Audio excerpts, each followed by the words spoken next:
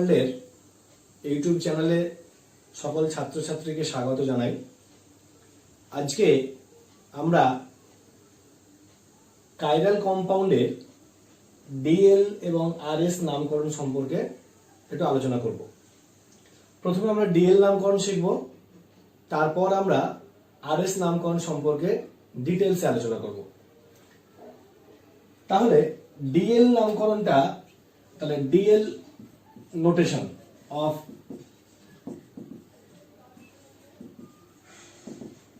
chiral compound, DL notation of chiral compound, optically active chiral compound, তাহলে DL notation আমাদের বের করতে হবে। এটা হচ্ছে সবথেকে simplest and oldest method, simplest and oldest method। এই মেথডটা বিজ্ঞানী এমিল ফিশার তার কার্বোহাইড্রেট কম্পাউন্ডের নামকরণ করার জন্য এটাকে ব্যবহার করেছিলেন প্রথম। তারপর বিজ্ঞানী রোজানফ এইটার উপর অনেক কাজকর্ম করেছেন এবং ডিএল নামকরণের একটা প্যাটার্ন আমাদের কাছে আছে, যে মৌলের এই জৈব যৌগের কাইরাল কম্পাউন্ডগুলোর আমরা ডিএল নামকরণ কিভাবে করব। ডিএল নামকরণকে বলা হয় রিলেটিভ নোমেনক্লেচার।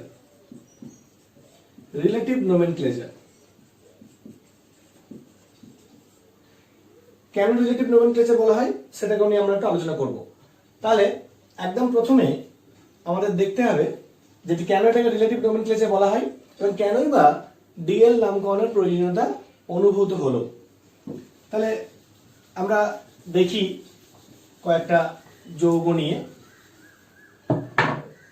বিজ্ঞানী ফিশার যে যৌগটাকে রেফারেন্স কম্পাউন্ড হিসেবে ধরেছিলেন সেটা হচ্ছে গ্লিসারালডিহাইড। এখন এটাও গ্লিসারালডিহাইড আর এই যৌগটাও গ্লিসারালডিহাইড। দুটো যৌগের যদি ইউপ্যাক নামকরণ করা হয়, এই দুটো যৌগের যদি ইউপ্যাকের নিয়মে নামকরণ করা হয়, তাহলে দুটো যৌগের ক্ষেত্রেই আমরা কি নামকরণ করব না 2,3-ডাইহাইড্রক্সি প্রপানল। তাহলে এটাও 2,3-ডাইহাইড্রক্সি প্রপানল।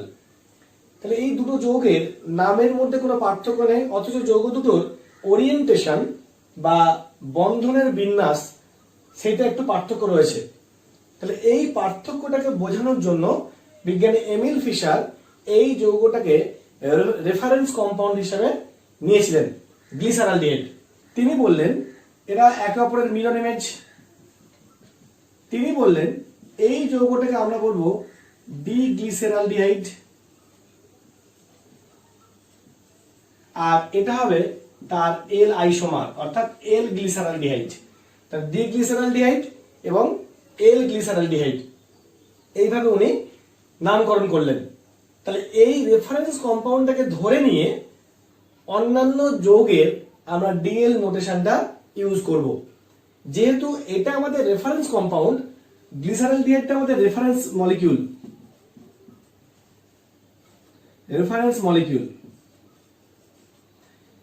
এই জন্য এইটা সাপেক্ষে বাকিদের ডিএল নোমেনক্লেচার আমরা বের করি বলে এই ডিএল নামকরণকে বলা হয় আপেক্ষিক বিন্যাস বা রিলেটিভ নোমেনক্লেচার, রিলেটিভ কনফিগারেশন। এখন ডি কেন বলা হলো না, উনি বললেন যে OH গ্রুপ বা মোস্ট ইলেকট্রোনেগেটিভ অ্যাটম বা গ্রুপ যদি আমার ভার্টিক্যাল বন্ডের ডান দিকে থাকে তাহলে তাকে আমরা ডি বলবো, আর যদি মোস্ট ইলেকট্রোনেগেটিভ গ্রুপ ভার্টিক্যাল বন্ডের বাম দিকে থাকে, দ্যাট ইজ হরাইজন্টাল পজিশনে বাম দিকে থাকে, তাদেরকে আমরা এল আইসোমার বলবো। তাহলে ডি হচ্ছে most electronegative atom or group যদি ডান দিকে থাকে তাহলে ডি, আর মোস্ট ইলেকট্রোনেগেটিভ গ্রুপ যদি বাম দিকে থাকে তাহলে এল। এখানে একটা কথা মাথায় রাখতে হবে যে ডি এবং এল এর সঙ্গে এই নোটেশনের সঙ্গে স্মল ডি বা প্লাস, স্মল এল বা মাইনাস এটার কোনো রিলেশন নেই।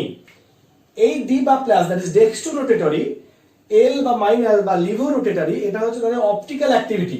অর্থাৎ কোন মলিকিউল তার মধ্যে প্লেন পোলারাইজড মনোক্রোমেটিক লাইট পাঠালে সেই লাইটটার রোটেশন কোন দিকে হবে, ক্লকওয়াইজ না কাউন্টার ক্লকওয়াইজ, তার উপর ডিপেন্ড করবে সেই মলিকিউলটা ডেক্সট্রো রোটেটরি নাকি লিভো রোটেটরি। কিন্তু যে ডেক্সট্রো হবে সে ডি কনফিগারেশন তার হবে এমন কোনো রুলস নেই। যেটা ডেক্সট্রো হবে সে লিভো এল কনফিগারেশন হতে পারে, যে ডেক্সট্রো হবে সে ডিও হতে পারে। আবার যে এল আইসোমার হবে তার লিভো রোটেশনও থাকতে পারে, আবার তার ডেক্সট্রো রোটেশনও থাকতে পারে। সুতরাং এই ডিএল নোমেনক্লেচারের সঙ্গে এই ডেক্সট্রো বা লিভো এদের কোনো দূরতম সম্পর্ক নেই, এটা কিন্তু মাথায় রাখতে হবে। তাহলে এই গেল বেসিক একটা কম্পাউন্ড যাকে এমিল ফিশার রেফারেন্স কম্পাউন্ড হিসেবে নিয়েছিলেন। এখান থেকে আমরা এইটার রেসপেক্টে বাকিগুলোর ডিএল নোমেনক্লেচার বের করব। কিরকম ভাবে? ধরা যাক একটা যৌগ আমাদের কাছে এমন থাকলো, তবে এখানে একটা কথা মাথায় রাখতে হবে, রোজানভ একটা কথা আমাদেরকে বলেছেন যে ফিশার প্রজেকশনে যখন আমরা ডিএল নোমেনক্লেচার বের করব তখন কোন যৌগকে আমরা এমন ভাবে ফিশার প্রজেকশনে লিখব যাতে মোস্ট অক্সিডাইজ গ্রুপটা সবসময় ভার্টিক্যাল বন্ডের টপ পজিশনে থাকে। অর্থাৎ suppose lactic acid CH3 CH OH COOH, এখানে এই কার্বনটা কাইরাল কার্বন, তাহলে এই যে COOH গ্রুপটা এটা হচ্ছে সবথেকে অক্সিডাইজড গ্রুপ। তাহলে ফিশার প্রজেকশন যখন আঁকা হবে তখন COOH গ্রুপকে সবথেকে উপরে দেওয়া হবে, আর কার্বন কার্বন চেইনকে ভার্টিক্যাল পজিশনে রাখা হবে, CH3 কে নিচে, এখানে কাইরাল কার্বন আছে। এইবার যদি এর OH ডান দিকে থাকে H বাম দিকে থাকে তাহলে এটা হবে D lactic acid, this is D lactic acid. আর যদি এই গঠনটা পেতাম আমরা COOH CH3 এদিকে OH এদিকে H, তখন এটাকে আমরা বলতাম এল ল্যাকটিক অ্যাসিড, এটাকে আমরা বলতাম এল ল্যাকটিক অ্যাসিড। তাহলে ফিশার প্রজেকশনে যখন একটা যৌগকে আমরা লিখবো পরীক্ষায় আমাদেরকে এভাবেই দেবে, এক্সামে আমাদেরকে এভাবেই দেবে, এইভাবে দেবে না, ফিশার প্রজেকশনে দিয়ে দেবে, দিয়ে তার ডিএল নোমেনক্লেচার বের করতে বলবে। সুতরাং হাইয়েস্ট অক্সিডাইজিং গ্রুপকে সবসময় উপর রাখবো, বা আরো সহজভাবে বললে ইউপ্যাকের যে নামকরণের নিয়ম, যেখানে একাধিক কার্যকরী গ্রুপ থাকে, একাধিক কার্যকরী গ্রুপ থাকলে যে কার্যকরী গ্রুপটাকে আমরা প্রেফারেন্সিয়ালি সব থেকে প্রথম নাম্বারিং করি সেইভাবেই আমরা সেই কার্যকরী গ্রুপটাকে ভার্টিক্যাল পজিশনে টপ পজিশনে রাখবো। আমি আবার বলছি, ইউপ্যাকের নামকরণের ক্ষেত্রে যদি একাধিক কার্যকরী গ্রুপ থাকে তাহলে যে গ্রুপটাকে আমরা 1 নম্বর প্রাধান্য দিই, প্রথম প্রাধান্য দিই, সেই গ্রুপটাকে আমরা ফিশার প্রজেকশনে সব থেকে টপ পজিশনে রাখবো, রেখে আমরা ফিশার প্রজেকশন আঁকবো, এবং তার ইলেকট্রোনেগেটিভ গ্রুপ যদি ডান দিকে থাকে তাহলে ডি হবে, আর ইলেকট্রোনেগেটিভ গ্রুপ যদি বাম দিকে থাকে তাহলে এল হবে। এই হলো। তাহলে যদি আমাদেরকে একটা এমন যৌগ দেয় তার ডিএল নামকরণ করতে বললো, ডিএল নামকরণ খুব সোজা।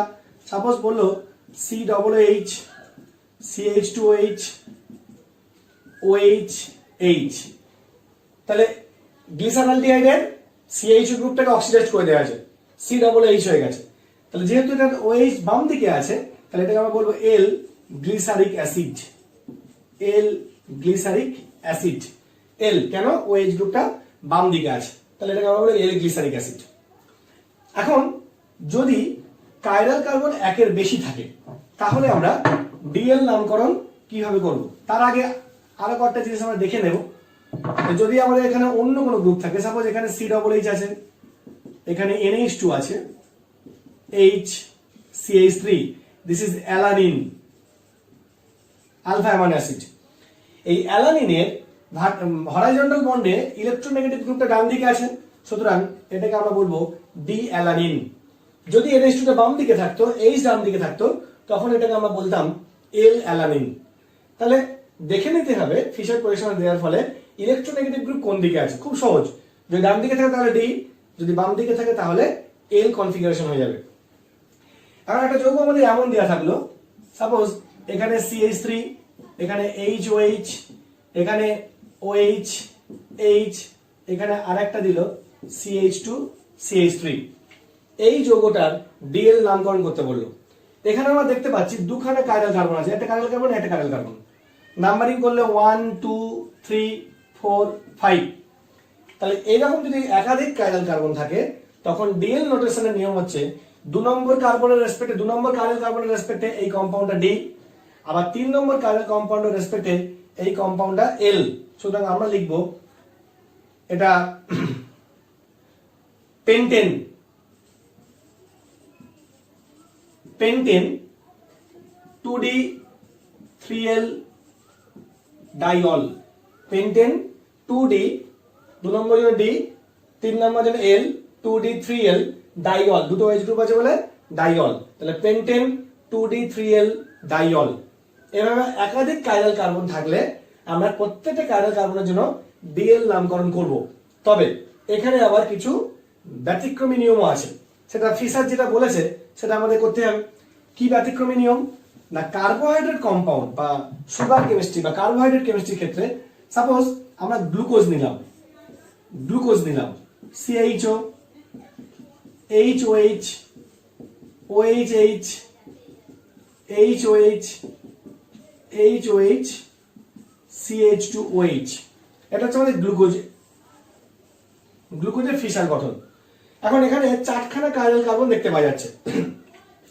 তাহলে এই নিয়ম অনুযায়ী এই যৌগটার নাম হওয়া উচিত ছিল 2D 3L 4D 5D। Numbering করলে 1 2 3 4 5 6, তাহলে 2D 3L 4D 5D glucose. But fisher বলল যে শুধুমাত্র কার্বোহাইড্রেট কম্পাউন্ডের ক্ষেত্রে শেষ কাইরাল কার্বনটাকে ধরতে। শেষ কাইরাল কার্বন কোনটা? শেষ কাইরাল কার্বন হচ্ছে, এটা একটু বেটার ভাবে লিখলে এরকম দাঁড়াতো, শেষ কাইরাল কার্বন হচ্ছে আমাদের 5 নম্বর কাইরাল কার্বনটা, অর্থাৎ লাস্ট কাইরাল কার্বন। 2 3 4 5 এটা হচ্ছে কাইরাল কার্বন, তার মধ্যে সব থেকে লাস্ট কাইরাল কার্বন যেটা, শুধু তার কনফিগারেশন দেখবো। যদি সেটা ডি হয় পুরো যৌগটাকে ডি বলি, তার মানে এটা ডি গ্লুকোজ। যদি এই কার্বনটার কনফিগারেশন এল হতো তাহলে আমরা এটাকে বলতাম এল গ্লুকোজ। তাহলে আমরা যতগুলো কাইরাল কার্বন আছে প্রত্যেকের রেসপেক্টে ডিএল বললাম না, শুধুমাত্র শেষ কাইরাল কার্বনের রেসপেক্টে ডি বা এল এই নোটেশনটা দেব। কেন না, এখানে আমরা রেফারেন্স যে কম্পাউন্ডটা ব্যবহার করা হয়েছিল সেই কম্পাউন্ডের রেসপেক্টে ডিএল বলা। রেফারেন্স কম্পাউন্ড কি ছিল? CH2OH, HOH, CHO। তাহলে এটা ছিল আমাদের রেফারেন্স কম্পাউন্ড। তাহলে রেফারেন্স কম্পাউন্ডের রেসপেক্টে এই কম্পাউন্ডটা ডি ছিল, তাহলে এটার সঙ্গে তুলনা করা হয়েছে। তুলনা করে এখানে আরো কাইরাল কার্বন বেড়েছে। এই তুলনা করে আমরা দেখেছি যে এটা যেহেতু ডি তাহলে এটাও ডি হবে।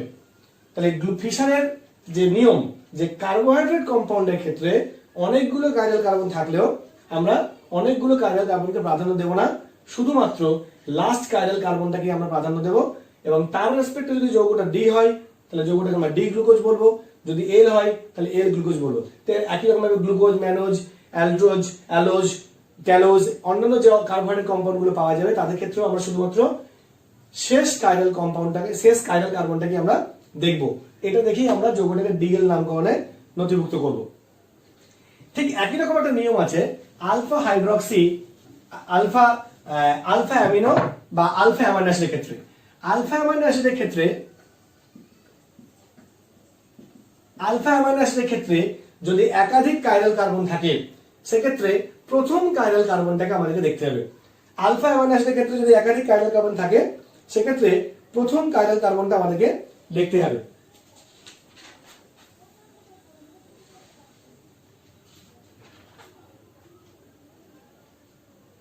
যেমন একটা যৌগ এমন হলো COOH,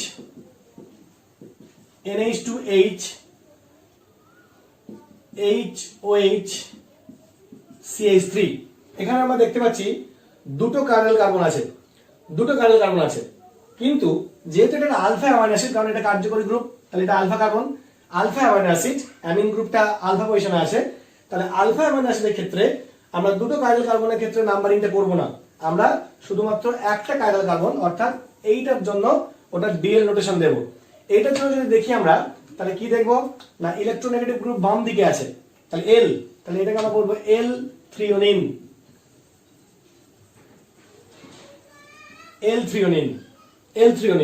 তাহলে ডিএল নামকরণের ক্ষেত্রে কয়েকটা জিনিস মাথায় রাখতে হবে, যে যদি একাধিক কাইরাল কার্বন থাকে তাহলে একাধিক কাইরাল কার্বনের প্রত্যেকটার জন্য ডিএল নামকরণ করতে হবে, এক্সেপ্ট দু ধরনের কম্পাউন্ড। একটা হচ্ছে যদি কার্বোহাইড্রেট কম্পাউন্ড হয় তাহলে তার ক্ষেত্রে লাস্ট কাইরাল কার্বনটাকে আমরা দেখবো, আর যদি অ্যামাইনো অ্যাসিড কম্পাউন্ড হয় আলফা অ্যামাইনো অ্যাসিড তাহলে শুধুমাত্র ফার্স্ট কাইরাল কার্বনটাকে আমরা দেখবো। বাকিদের ক্ষেত্রে আমরা ডিএল নোটেশন ইউজ করব না, শুধুমাত্র ফার্স্ট কাইরাল কার্বনটার জন্যই আমরা ডিএল নোটেশন ইউজ করব, এটাকে মাথায় রাখতে হবে। নেক্সট কি, যদি আমরা কোনো একদিকে বেশি, মানে একদিকে আমরা ইলেকট্রোপজিটিভ পরমাণু পাচ্ছিলাম অন্যদিকে ইলেকট্রোনেগেটিভ পরমাণু পাচ্ছিলাম। কিন্তু যদি এমন হয়, সাপোজ একটা যৌগ এমন আছে COOH CH3, এদিকে ফ্লোরিন এদিকে ক্লোরিন, যদিও ফ্লোরিন ক্লোরিনের থেকে মোর ইলেকট্রোনেগেটিভ, কিন্তু ফিশার বলছে দুজনেই যেহেতু ইলেকট্রোনেগেটিভ অ্যাটম, তাই দুজনেরই ডিএল কনফিগারেশন উল্লেখ করো। অর্থাৎ যখন কম্পারেবল ইলেকট্রোনেগেটিভিটি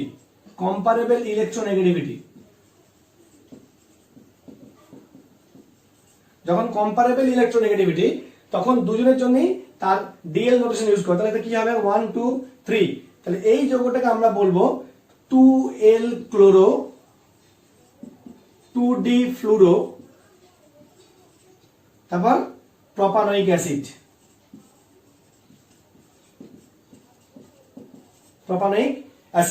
তাহলে 2L ক্লোরো, ক্লোরোর পজিশনটাও বললাম ওটা L, ফ্লোরোর পজিশনটাও বললাম ওটা D, 2L chloro 2D fluoro propanoic acid. তাহলে এটা গেল। এইরকম যদি একাধিক দুদিকে এমন কোনো পরমাণু বা গ্রুপ আছে যাদের ইলেকট্রোনেগেটিভিটি অলমোস্ট কাছাকাছি, আবার যদি দুদিকে আলাদা আলাদা অ্যালকিল গ্রুপ থাকে, তাদের ক্ষেত্রেও ফিশার বলেছেন একই রকম নিয়মটা অ্যাপ্লাই করতে। অর্থাৎ যদি এই যৌগটাকে একটু চেঞ্জ করে দিই, যদি এই যৌগটাকে এমন করে দেওয়া হয় যে এখানে সাপোজ একটা মিথাইল গ্রুপ দেওয়া হলো, এখানে সাপোজ একটা ইথাইল গ্রুপ দেওয়া হলো CH2CH3, আর এখানে দেওয়া হলো CH2OH, যদি এইটা দেওয়া হয়, যদি এটা দেওয়া হয়, সেক্ষেত্রে এই যৌগটার আমরা কিরকম করে নামকরণ করব না, এর ডান দিকে তোমার মিথাইল গ্রুপ আছে তাহলে 2D মিথাইল, আর এটা বাম দিকে ইথাইল গ্রুপ আছে তাহলে 2L ইথাইল। তাহলে এইটার ক্ষেত্রে আমরা এরকম নামকরণ করব যে এটার ক্ষেত্রে আমরা এরকম নামকরণ করলাম, কি নামকরণ করলাম 2L ethyl 2D methyl 3 hydroxy propanoic acid, 3 hydroxy propanoic acid. তাহলে আমরা মিথাইল এবং ইথাইল দুটো গ্রুপেরই এল এবং ডি পজিশন আমরা এখানে উল্লেখ করলাম। তাহলে এই গেল ডিএল নামকরণ সম্পর্কে কিছু তথ্য, যেখানে আমরা দেখলাম যে যখন দুদিকেই আমার ইলেকট্রোনেগেটিভিটি তুলনা করা যাবে না, তখন কিন্তু দুজনেরই আমাদের পজিশনটা উল্লেখ করতে হবে, ডি পজিশন এল পজিশন দুটি উল্লেখ করতে হবে। আর যদি আমরা এরকম যৌগ পাই, যদি সাপোজ আমরা এরকম যৌগ পেলাম, সাইক্লিক যৌগ পেলাম, সাইক্লিক যৌগের ক্ষেত্রে কিরকম নামকরণ হবে? সাপোজ আমার যৌগটা এরকম হলো,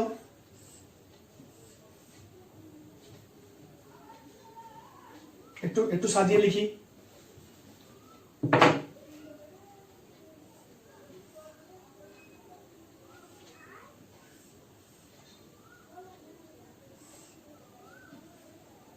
এখানে OH আছে, এখানে সাপোজ CH3 আছে, এখানে OH আছে, H আছে, H আছে, H আছে।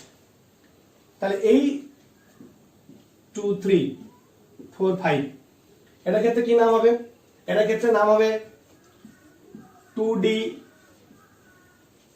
Methyl cyclo pentane 1D 3L ডাইল। তাহলে সাইক্লোপেন্টেন কম্পাউন্ডের 2 নম্বরে মিথাইল গ্রুপ আছে, 1 নম্বরে 3 নম্বরে ডাইল কম্পাউন্ড আছে, কিন্তু 1 নম্বরে OH গ্রুপ ডান দিকে আছে, 2 নম্বরে 3 নম্বরে OH গ্রুপ বাম দিকে আছে। তাহলে এটা 1D, এটা 3L, তাহলে 1D 3L ডাইল, আর মিথাইল গ্রুপটা ডান দিকে আছে বলে 2D মিথাইল। তাই ঠিক এইভাবে আমরা জৈব যৌগের ডিএল নামকরণ করব। ডিএল নামকরণে কিছুই নেই, খুব সহজ, শুধুমাত্র ফিশার প্রজেকশন দেয়া থাকবে। এটা ফিশার প্রজেকশন যদিও নয়, এরকম দেয়া থাকবে। ফিশার প্রজেকশন দেয়া থাকলে দেখে নিতে হবে কোন গ্রুপটা কোন দিকে আছে, কিছু নেই। ডিএল নামকরণ ভীষণই ইজি একটা নোটেশন, এটাকে আমরা ইউজ করব। একটু ইন্টারেস্টিং হচ্ছে আরএস নামকরণ। এরপর আমরা আরএস নামকরণ সম্পর্কে আলোচনা করব ডিটেলসে, যাতে আমরা নিট জেই যে কোনো কম্পিটিটিভ এক্সামে এটাকে কভার করতে পারি। তার জন্য আমরা আরএস নামকরণটা খুব ভালো করে শিখবো। আচ্ছা, এবার আমরা আরএস নামকরণ সম্পর্কে ডিটেলসে শিখব। আরএস নামকরণ ফিশার প্রজেকশন ফর্মুলাতে করা যাবে, আরএস নামকরণ ওয়েজ প্রজেকশন ফর্মুলাতে করা যাবে।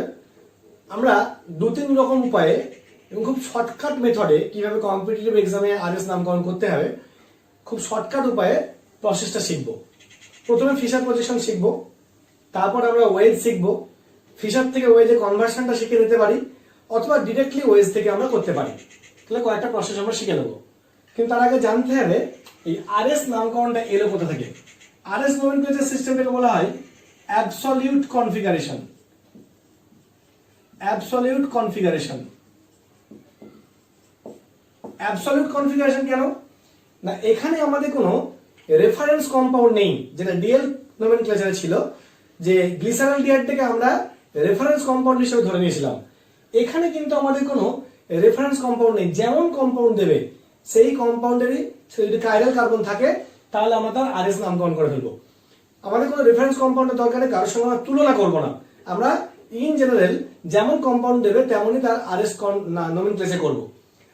মনে করা যায় ফিশারে কোন একটা গঠন দিল, ফ্লোরিন, ক্লোরিন, ব্রোমিন আর হাইড্রোজেন, দ্যাট ইজ ক্লোরোফ্লোরোব্রোমোমিথেন।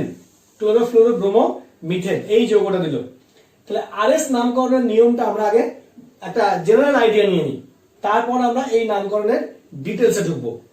যখন চারটে ডিফারেন্ট পরমাণু বা গ্রুপ থাকবে, এখানে চারটে ডিফারেন্ট পরমাণু আছে, এই চারটে ডিফারেন্ট পরমাণু বা গ্রুপের ক্ষেত্রে এদেরকে আমাদের সিকোয়েন্স রুল অনুযায়ী এদেরকে প্রায়োরিটি অর্ডারে সাজাতে হবে। সিকোয়েন্স রুলটা কি? সিকোয়েন্স রুলটা হচ্ছে CIP rule. CIP rule. CIP rule. CIP rule কোথা থেকে এসেছে না, তিনজন বিখ্যাত বিজ্ঞানী কান, ইনগোল্ড এন্ড প্রেলগ, সিআইপি, এদের নাম থেকে এসেছে CIP rule, sequence rule. Sequence rule, এই এদের দেওয়া সিকোয়েন্স রুল অনুযায়ী আগে আমরা চারটে পরমাণু বা গ্রুপকে নাম্বারিং করব। অর্থাৎ যার প্রাধান্য বেশি হবে, যার প্রেফারেন্স বেশি হবে, তাকে আমরা 1 নাম্বার গ্রুপ দেব বা এ লিখব। যার প্রাধান্য তারপর থাকে 2 বা বি, তারপর যার সি বা 3, তারপরে 4 বা ডি। যেমন কি হিসাবে না, সিআইপি রুলের প্রথম কথা হচ্ছে, তোমরা ইজেড নামকরণের ক্ষেত্রে একটু শুনে থাকবে যে পরমাণুটার পরমাণু ক্রমাঙ্ক, অ্যাটমিক নাম্বার হাই, তার প্রাধান্য বেশি। Higher atomic number will get preference over other atom. তাহলে এখানে ব্রোমিন, ফ্লোরিন, ক্লোরিন আর হাইড্রোজেনের মধ্যে সবথেকে বেশি অ্যাটমিক নাম্বার কার? ব্রোমিনের। Bromine 35, so bromine will get first priority. Then chlorine, chlorine will get second priority 2। তারপর ফ্লোরিন 9, তাহলে এটা হচ্ছে থার্ড প্রায়োরিটি। তারপর এটা হচ্ছে হাইড্রোজেন 1, এটা ফোর্থ প্রায়োরিটি। এই প্রায়োরিটিকে আমরা 1 দিতে পারি, এ লিখতে পারি, এটাকে আমরা বি লিখতে পারি, এটাকে আমরা সি লিখতে পারি, এটাকে আমরা ডিও লিখতে পারি। তাহলে এবিসিডিও দিতে পারি, 1 2 3 4 দিতে পারি।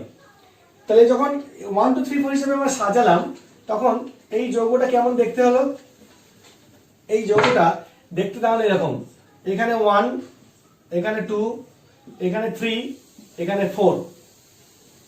লিস্ট প্রায়োরিটি গ্রুপ 4 বা ডি, এ ভার্টিক্যাল পজিশনের নিচে বা উপরে যে কোনো জায়গায় যদি থাকে, ভার্টিক্যাল পজিশনের নিচে বা উপরে যে কোনো জায়গায় যদি থাকে, তাহলে রুলসটা হচ্ছে when 4 or D is in vertical position, তখন আমরা 1 থেকে 2 থেকে 3 একটা কাল্পনিক পথ দেখব। এই পথ যদি ক্লকওয়াইজ হয়, তাহলে আমরা কম্পাউন্ডটাকে বলবো আর কনফিগারেশন। একটা ব্র্যাকেটের মধ্যে লিখবো আর কনফিগারেশন। আর যদি আমাদের 1 থেকে 2 থেকে 3 এইটা যদি কাউন্টার ক্লকওয়াইজ হয়, তখন সেটাকে আমরা বলবো এস কনফিগারেশন। কাউন্টার ক্লকওয়াইজ বা অ্যান্টি ক্লকওয়াইজ যদি হয়, তখন সেটাকে আমরা বলবো এস কনফিগারেশন। আর টার্মটা এসেছে কোথা থেকে? আর টার্মটা এসেছে এই যে আরএস নমেনক্লেচারে, আর টার্মটা এসেছে রেক্টাস থেকে।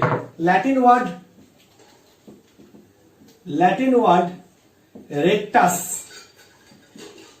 এই R comes from rectus. Rectus মানে কি? Towards right. আর এস এটা এসেছে sinister, that means towards left. That is right means clockwise, আর left means anti clockwise, ডান সাইডের দিকে ডান দিকে বাম দিকে, অ্যান্টি ক্লকওয়াইজ আর কাউন্টার ক্লকওয়াইজ। যদি লিস্ট প্রেফারেন্সিয়াল গ্রুপ বা সবথেকে লোয়েস্ট প্রেফারেন্সিয়াল গ্রুপ ভার্টিক্যাল পজিশনে থাকে, টপ পজিশনে বা বটম পজিশনে, তাহলে 1 2 3 আমরা একটা কাল্পনিক বৃত্ত রচনা করব। কিরকম? সাপোজ আমরা 4 নেই মনে করে 1 থেকে 2, 2 থেকে 3 পর্যন্ত যাব, 4 নেই মনে করে, তাহলে 1 থেকে 2, 2 থেকে 3, এই পথটা কিরকম? অ্যান্টি ক্লকওয়াইজ আর কাউন্টার ক্লকওয়াইজ, ঘড়ির কাঁটার দিকে ঘোরে, এটা ঘড়ির কাঁটা উল্টো দিকে। তাহলে যখন লিস্ট প্রায়োরিটি গ্রুপটা বটমে আছে বা ভার্টিক্যাল পজিশনে আছে, তখন আমরা 1 থেকে 2 থেকে 3 একটা কাল্পনিক পথ রচনা করলাম। এটা যেহেতু কাউন্টার ক্লকওয়াইজ, তাহলে এই পথটা মেনটেন করছে, তাহলে এই কম্পাউন্ডটা আমাদের হবে S configuration. It is S. এটা কি নাম হবে? এস, এই প্যাকের নাম যদি সাজি আমরা, S bromo chloro fluoro methane, S bromo chloro fluoro methane. তাহলে এই দাঁড়ালো S bromo chloro fluoro methane. এসটাকে আমরা ব্র্যাকেটের মধ্যে দিলাম। কেন এস হলো? না, লিস্ট প্রায়োরিটি গ্রুপটা যখন ভার্টিক্যাল পজিশনে থাকবে, তখন আমরা 1 থেকে 2 থেকে 3 যাব। 4 নম্বর গ্রুপ যদি মাঝখানে দেখা পাই, সেটাকে নেই মনে করে যাব। যাওয়ার পথে যদি এই পথটা আমার কাউন্টার ক্লকওয়াইজ হয়, তাহলে এস হবে, আর যদি এটা ক্লকওয়াইজ হয় ঘড়ি কাঁটার দিকে, তাহলে ওটা আর হবে। নাও দ্য কোশ্চেন ইজ দ্যাট, যদি এই লিস্ট প্রায়োরিটি গ্রুপটা ভার্টিক্যাল পজিশনে না থাকে, হরাইজন্টাল পজিশনে থাকে, যদি হরাইজন্টাল পজিশনে থাকে, তাহলে দুটো অপশন আছে। আমরা কিভাবে প্রায়োরিটি দেবো সেটা আমরা পরে সিআইপি রুলটা ডিটেইলসে পড়বো। তার আগে কয়েকটা বেসিক কথা একটু জেনে নিই আমরা। যদি আমাদের এইটা সাপোজ নাম্বারিং করার পর আমরা 4টাকে এখানে পেলাম লিস্ট প্রায়োরিটি গ্রুপ, সাপোজ এটা 1, এটা 2, এটা 3, এটা 4, যদি এই কন্ডিশন দাঁড়ায়, তাহলে এই কন্ডিশন যদি দাঁড়ায়, তাহলে 1 থেকে 2 থেকে 3 এটা আমার দাঁড়াচ্ছে ক্লকওয়াইজ, তাহলে আর হওয়ার কথা। কিন্তু যেহেতু এটা হরাইজন্টাল পজিশনে আছে, তাই আরটা হয়ে যাবে এস কনফিগারেশন। তাহলে এটাকেও আমরা বলবো এস কনফিগারেশন। এস কনফিগারেশন যেহেতু হরাইজন্টাল পজিশনের পরিবর্তে, এই ভার্টিক্যাল পজিশনের পরিবর্তে হরাইজন্টাল পজিশনে আছে, তাহলে রুলটা কি দাঁড়ালো? when 4 or D is in horizontal position, অর্থাৎ লিস্ট প্রায়োরিটি গ্রুপ যদি হরাইজন্টাল পজিশনে থাকে, লেফট সাইডে বা রাইট সাইডে, তখন 1 থেকে 2 থেকে 3 এটা যদি ক্লকওয়াইজ হয়, তখন তাকে আমরা বলে এস। আর যদি এই পথটা অ্যান্টি ক্লকওয়াইজ হয় আর কাউন্টার ক্লকওয়াইজ হয়, তখন তাকে আমরা বলবো আর। জাস্ট উল্টে যাবে। 1 2 3 ক্লকওয়াইজ হলে আর হতো, এখন এস হয়ে যাবে। আর 1 2 3 যদি কাউন্টার ক্লকওয়াইজ তখন এস হতো, এখন আর হয়ে যাবে। কখন? যখন লিস্ট প্রায়োরিটি গ্রুপটা ভার্টিক্যাল পজিশনের পরিবর্তে হরাইজন্টাল পজিশনে থাকবে, তখনই আমরা জাস্ট এটাকে উল্টে দেব। আবার না উল্টেও আমরা ডিরেক্টলি করতে পারি। ফিশার প্রজেকশনের কনফিগারেশন ঠিক রেখে আমরা এটাকে এই ভার্টিক্যাল পজিশনে নিয়ে আসতে পারি। তার জন্য দুটো পারমিসেবল অপারেশন আছে। কি কি অপারেশন আছে? সেম কনফিগারেশন থাকবে। যদি আমরা সেম কনফিগারেশন থাকবে, আমরা দুটো অপারেশন করতে, দুটো পারমিটেড অপারেশন আছে। দুটো অপারেশন আমি একটু বলে দিই কিভাবে আমরা কনফিগারেশন চেঞ্জ না করে এই গ্রুপ বা অ্যাটমগুলোর পজিশন চেঞ্জ করতে পারি। এটা এস কনফিগারেশন আছে, এটাকে আমি চেঞ্জ করব। First permitted operation 1, permitted operation 1, যে কোনো দুটো গ্রুপকে আমরা ইন্টারচেঞ্জ করতে পারবো। Double interchange, even number interchange হচ্ছে অ্যাকসেপ্টেবল, পারমিটেড। তাহলে যে কোনো দুটো করে গ্রুপকে আমরা ইন্টারচেঞ্জ করবো, একটা করবো না। একটা করলে এনএনসিওমার পেয়ে যাবো। তাহলে দুটো করে গ্রুপ, সাপোজ আমি 1 আর 4 ইন্টারচেঞ্জ করে দিলাম, 2 আর 3 ইন্টারচেঞ্জ করে দিলাম। তাহলে 1 4 ইন্টারচেঞ্জ করলাম, 2 আর 3 ইন্টারচেঞ্জ করলাম। তাহলে কি দাঁড়াবে? তাহলে 4টা চলে আসবে এখানে, 1 চলে আসবে এখানে, 3 এখানে, 2 এখানে, 4 উপরে, 1 এখানে চলে এলো। ও সরি, এটা ভুল হয়ে গেল। 2টা এখানে আসবে আর 3টা এখানে আসবে। যদি এটা দাঁড়াই ডাবল ইন্টারচেঞ্জ, একটা ইন্টারচেঞ্জ, তাহলে 4 এখন আমাদের ভার্টিক্যাল পজিশনে চলে গেছে। তাহলে আমাদের নর্মাল যে রুলটা ছিল 1 2 3, 1 2 3 কি আছে? 1 2 3 আছে অ্যান্টি ক্লকওয়াইজ, তাহলে এটা এস কনফিগারেশন হবে। তাহলে কনফিগারেশন চেঞ্জ হলো না। তাহলে আমরা যদি সবসময় লিস্ট প্রায়োরিটি গ্রুপকে ভার্টিক্যাল পজিশনে আনতে চাই, তাহলে যদি ওটা হরাইজন্টাল পজিশনে থাকে তাহলে আমরা ডাবল ইন্টারচেঞ্জ করে দেবো, এই দুটো অথবা এই দুটো 3-4 চেঞ্জ করতে পারতাম, 1-2 চেঞ্জ করতে পারতাম। আমাদের টার্গেটটা কি? টার্গেট হচ্ছে 4কে বা লিস্ট প্রায়োরিটি গ্রুপকে টপ পজিশনে বা বটম পজিশনে নিয়ে আসে, ভার্টিক্যাল বন্ডে নিয়ে আসে। তার জন্য আমরা ডাবল ইন্টারচেঞ্জ করলাম। এটা 1 নম্বর উপায়। 2 নম্বর উপায়টা হচ্ছে আরেকটা অপারেশন আছে, পারমিটেড অপারেশন। সেই অপারেশনটা একটু বলি। Operation 2, second operation. Second operation হচ্ছে তারও কনফিগারেশন সেম থাকবে যদি আমরা এই অপারেশনটা করি, এটা পারমিটেড অপারেশন। আমাদের টার্গেট কি? আমাদের টার্গেট 4 নম্বর গ্রুপকে বা লিস্ট প্রায়োরিটি গ্রুপকে ভার্টিক্যাল পজিশনে নিয়ে আসা। তাহলে আমি করলাম কি, 1 নম্বর যে কোনো একজনকে ফিক্সড করে দেবো, যে কোনো একজনকে ফিক্সড করে দেবো। 1কে ফিক্সড করতে পারি, 2কে ফিক্সড করতে পারি, 3কে ফিক্সড করতে পারি, ডিপেন্ড করছে আমার উপরে আমি কি করলে। টার্গেট কিন্তু আমার ফিক্সড, 4 নম্বরকে আমাকে ভার্টিক্যাল পজিশনে আনতে হবে। তাহলে আমি 1কে ফিক্সড করলাম, অর্থাৎ আমরা 1কে এখানে ফিক্সড করলাম। করার পর বাকি 3 জনেরই পজিশন চেঞ্জ করে দেবো। এবার 3 জনেরই পজিশন চেঞ্জ হবে। কিন্তু যদি আমরা এই দিক দিয়ে চেঞ্জ করি, 4কে 2, 2কে 3-এ, 3কে 4-এ নিয়ে আসি, তাহলে 4 তো এদিকে চলে গেল, তাহলে ভার্টিক্যাল পজিশনে এলো না। তার জন্য কি করতে হবে? আমরা এটাকে অ্যান্টি ক্লকওয়াইজ রোটেট করাবো। 4কে 3-এর জায়গায় নিয়ে আসবো, 3কে 2-এর জায়গায় নিয়ে যাবো, 2কে 4-এর জায়গায় নিয়ে আসবো। তাহলে 3 জনেরই জায়গা চেঞ্জ করবো। 3 জনের যখন জায়গা চেঞ্জ করবো তখন কি দাঁড়াবে? তাহলে এখন এইটা এর জায়গায় যাবে, এটা এর জায়গায় যাবে, এটা এর জায়গায় আসবে। 1 ফিক্সড হয়ে আছে। তাহলে 4 এখন চলে এলো এই জায়গাটাই, এইখানে চলে এলো 3, আর 2 চলে এলো এই জায়গাটায়। তাহলে দেখো 4 এখন চলে আসছে আমার ভার্টিক্যাল পজিশনে। এই অবস্থায় আমরা যদি আবার 1, 2, 3 দেখি, যে পথটা রচনা করলাম সেটা কাউন্টার ক্লকওয়াইজ, সুতরাং আবার আমরা এস কনফিগারেশনে পেয়ে গেলাম, এস কনফিগারেশন পেয়ে গেলাম। তাহলে কনফিগারেশন যা ছিল তাই থাকলো। এবার আমরা দেখব ওয়েজ প্রজেকশন ফর্মুলার জন্য আরএস নামকরণের নিয়মটা কি। ওয়েজ প্রজেকশন ফর্মুলাতে সাপোজ একটা অণু এরকম দেওয়া হলো, কাইরাল কার্বন,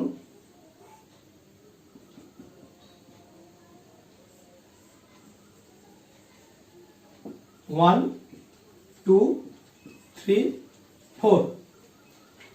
যদি এভাবে অণুটা দেওয়া হয়, আমরা দেখতে পাচ্ছি লিস্ট প্রায়োরিটি গ্রুপটা বা সব থেকে লোয়েস্ট প্রায়োরিটি গ্রুপ যেটা, সেটা আমাদের বোর্ডের পেছন দিকে আছে, অ্যাওয়ে ফ্রম আস। অর্থাৎ আমরা যদি এই মলিকিউলটাকে এইভাবে দেখি, তাহলে আমরা কি দেখবো না, আমরা দেখবো যে আমাদের ডান দিকে 3 নম্বর গ্রুপ আছে, বাম দিকে 2 নম্বর গ্রুপ আছে, উপর দিকে 1 নম্বর গ্রুপ আছে, আর 4 নম্বরটা আমাদের থেকে দূরে চলে যাচ্ছে। তাহলে 4 নম্বর যখন দূরে চলে যাচ্ছে, তাহলে আমরা উপর থেকে মলিকিউলটাকে দেখবো। তাহলে যদি উপর থেকে মলিকিউলটাকে দেখি, তাহলে আমরা এটাকে কি দেখতে পাবো না, আমরা মলিকিউলটাকে দেখতে পাবো এরকম, উপরে 1, এখানে 2, এখানে 3। এই যে 1, 2, 3 কিরম পথ? Counter clockwise. So the configuration is S configuration. অর্থাৎ যদি 1, 2, 3 কাউন্টার ক্লকওয়াইজ হয়,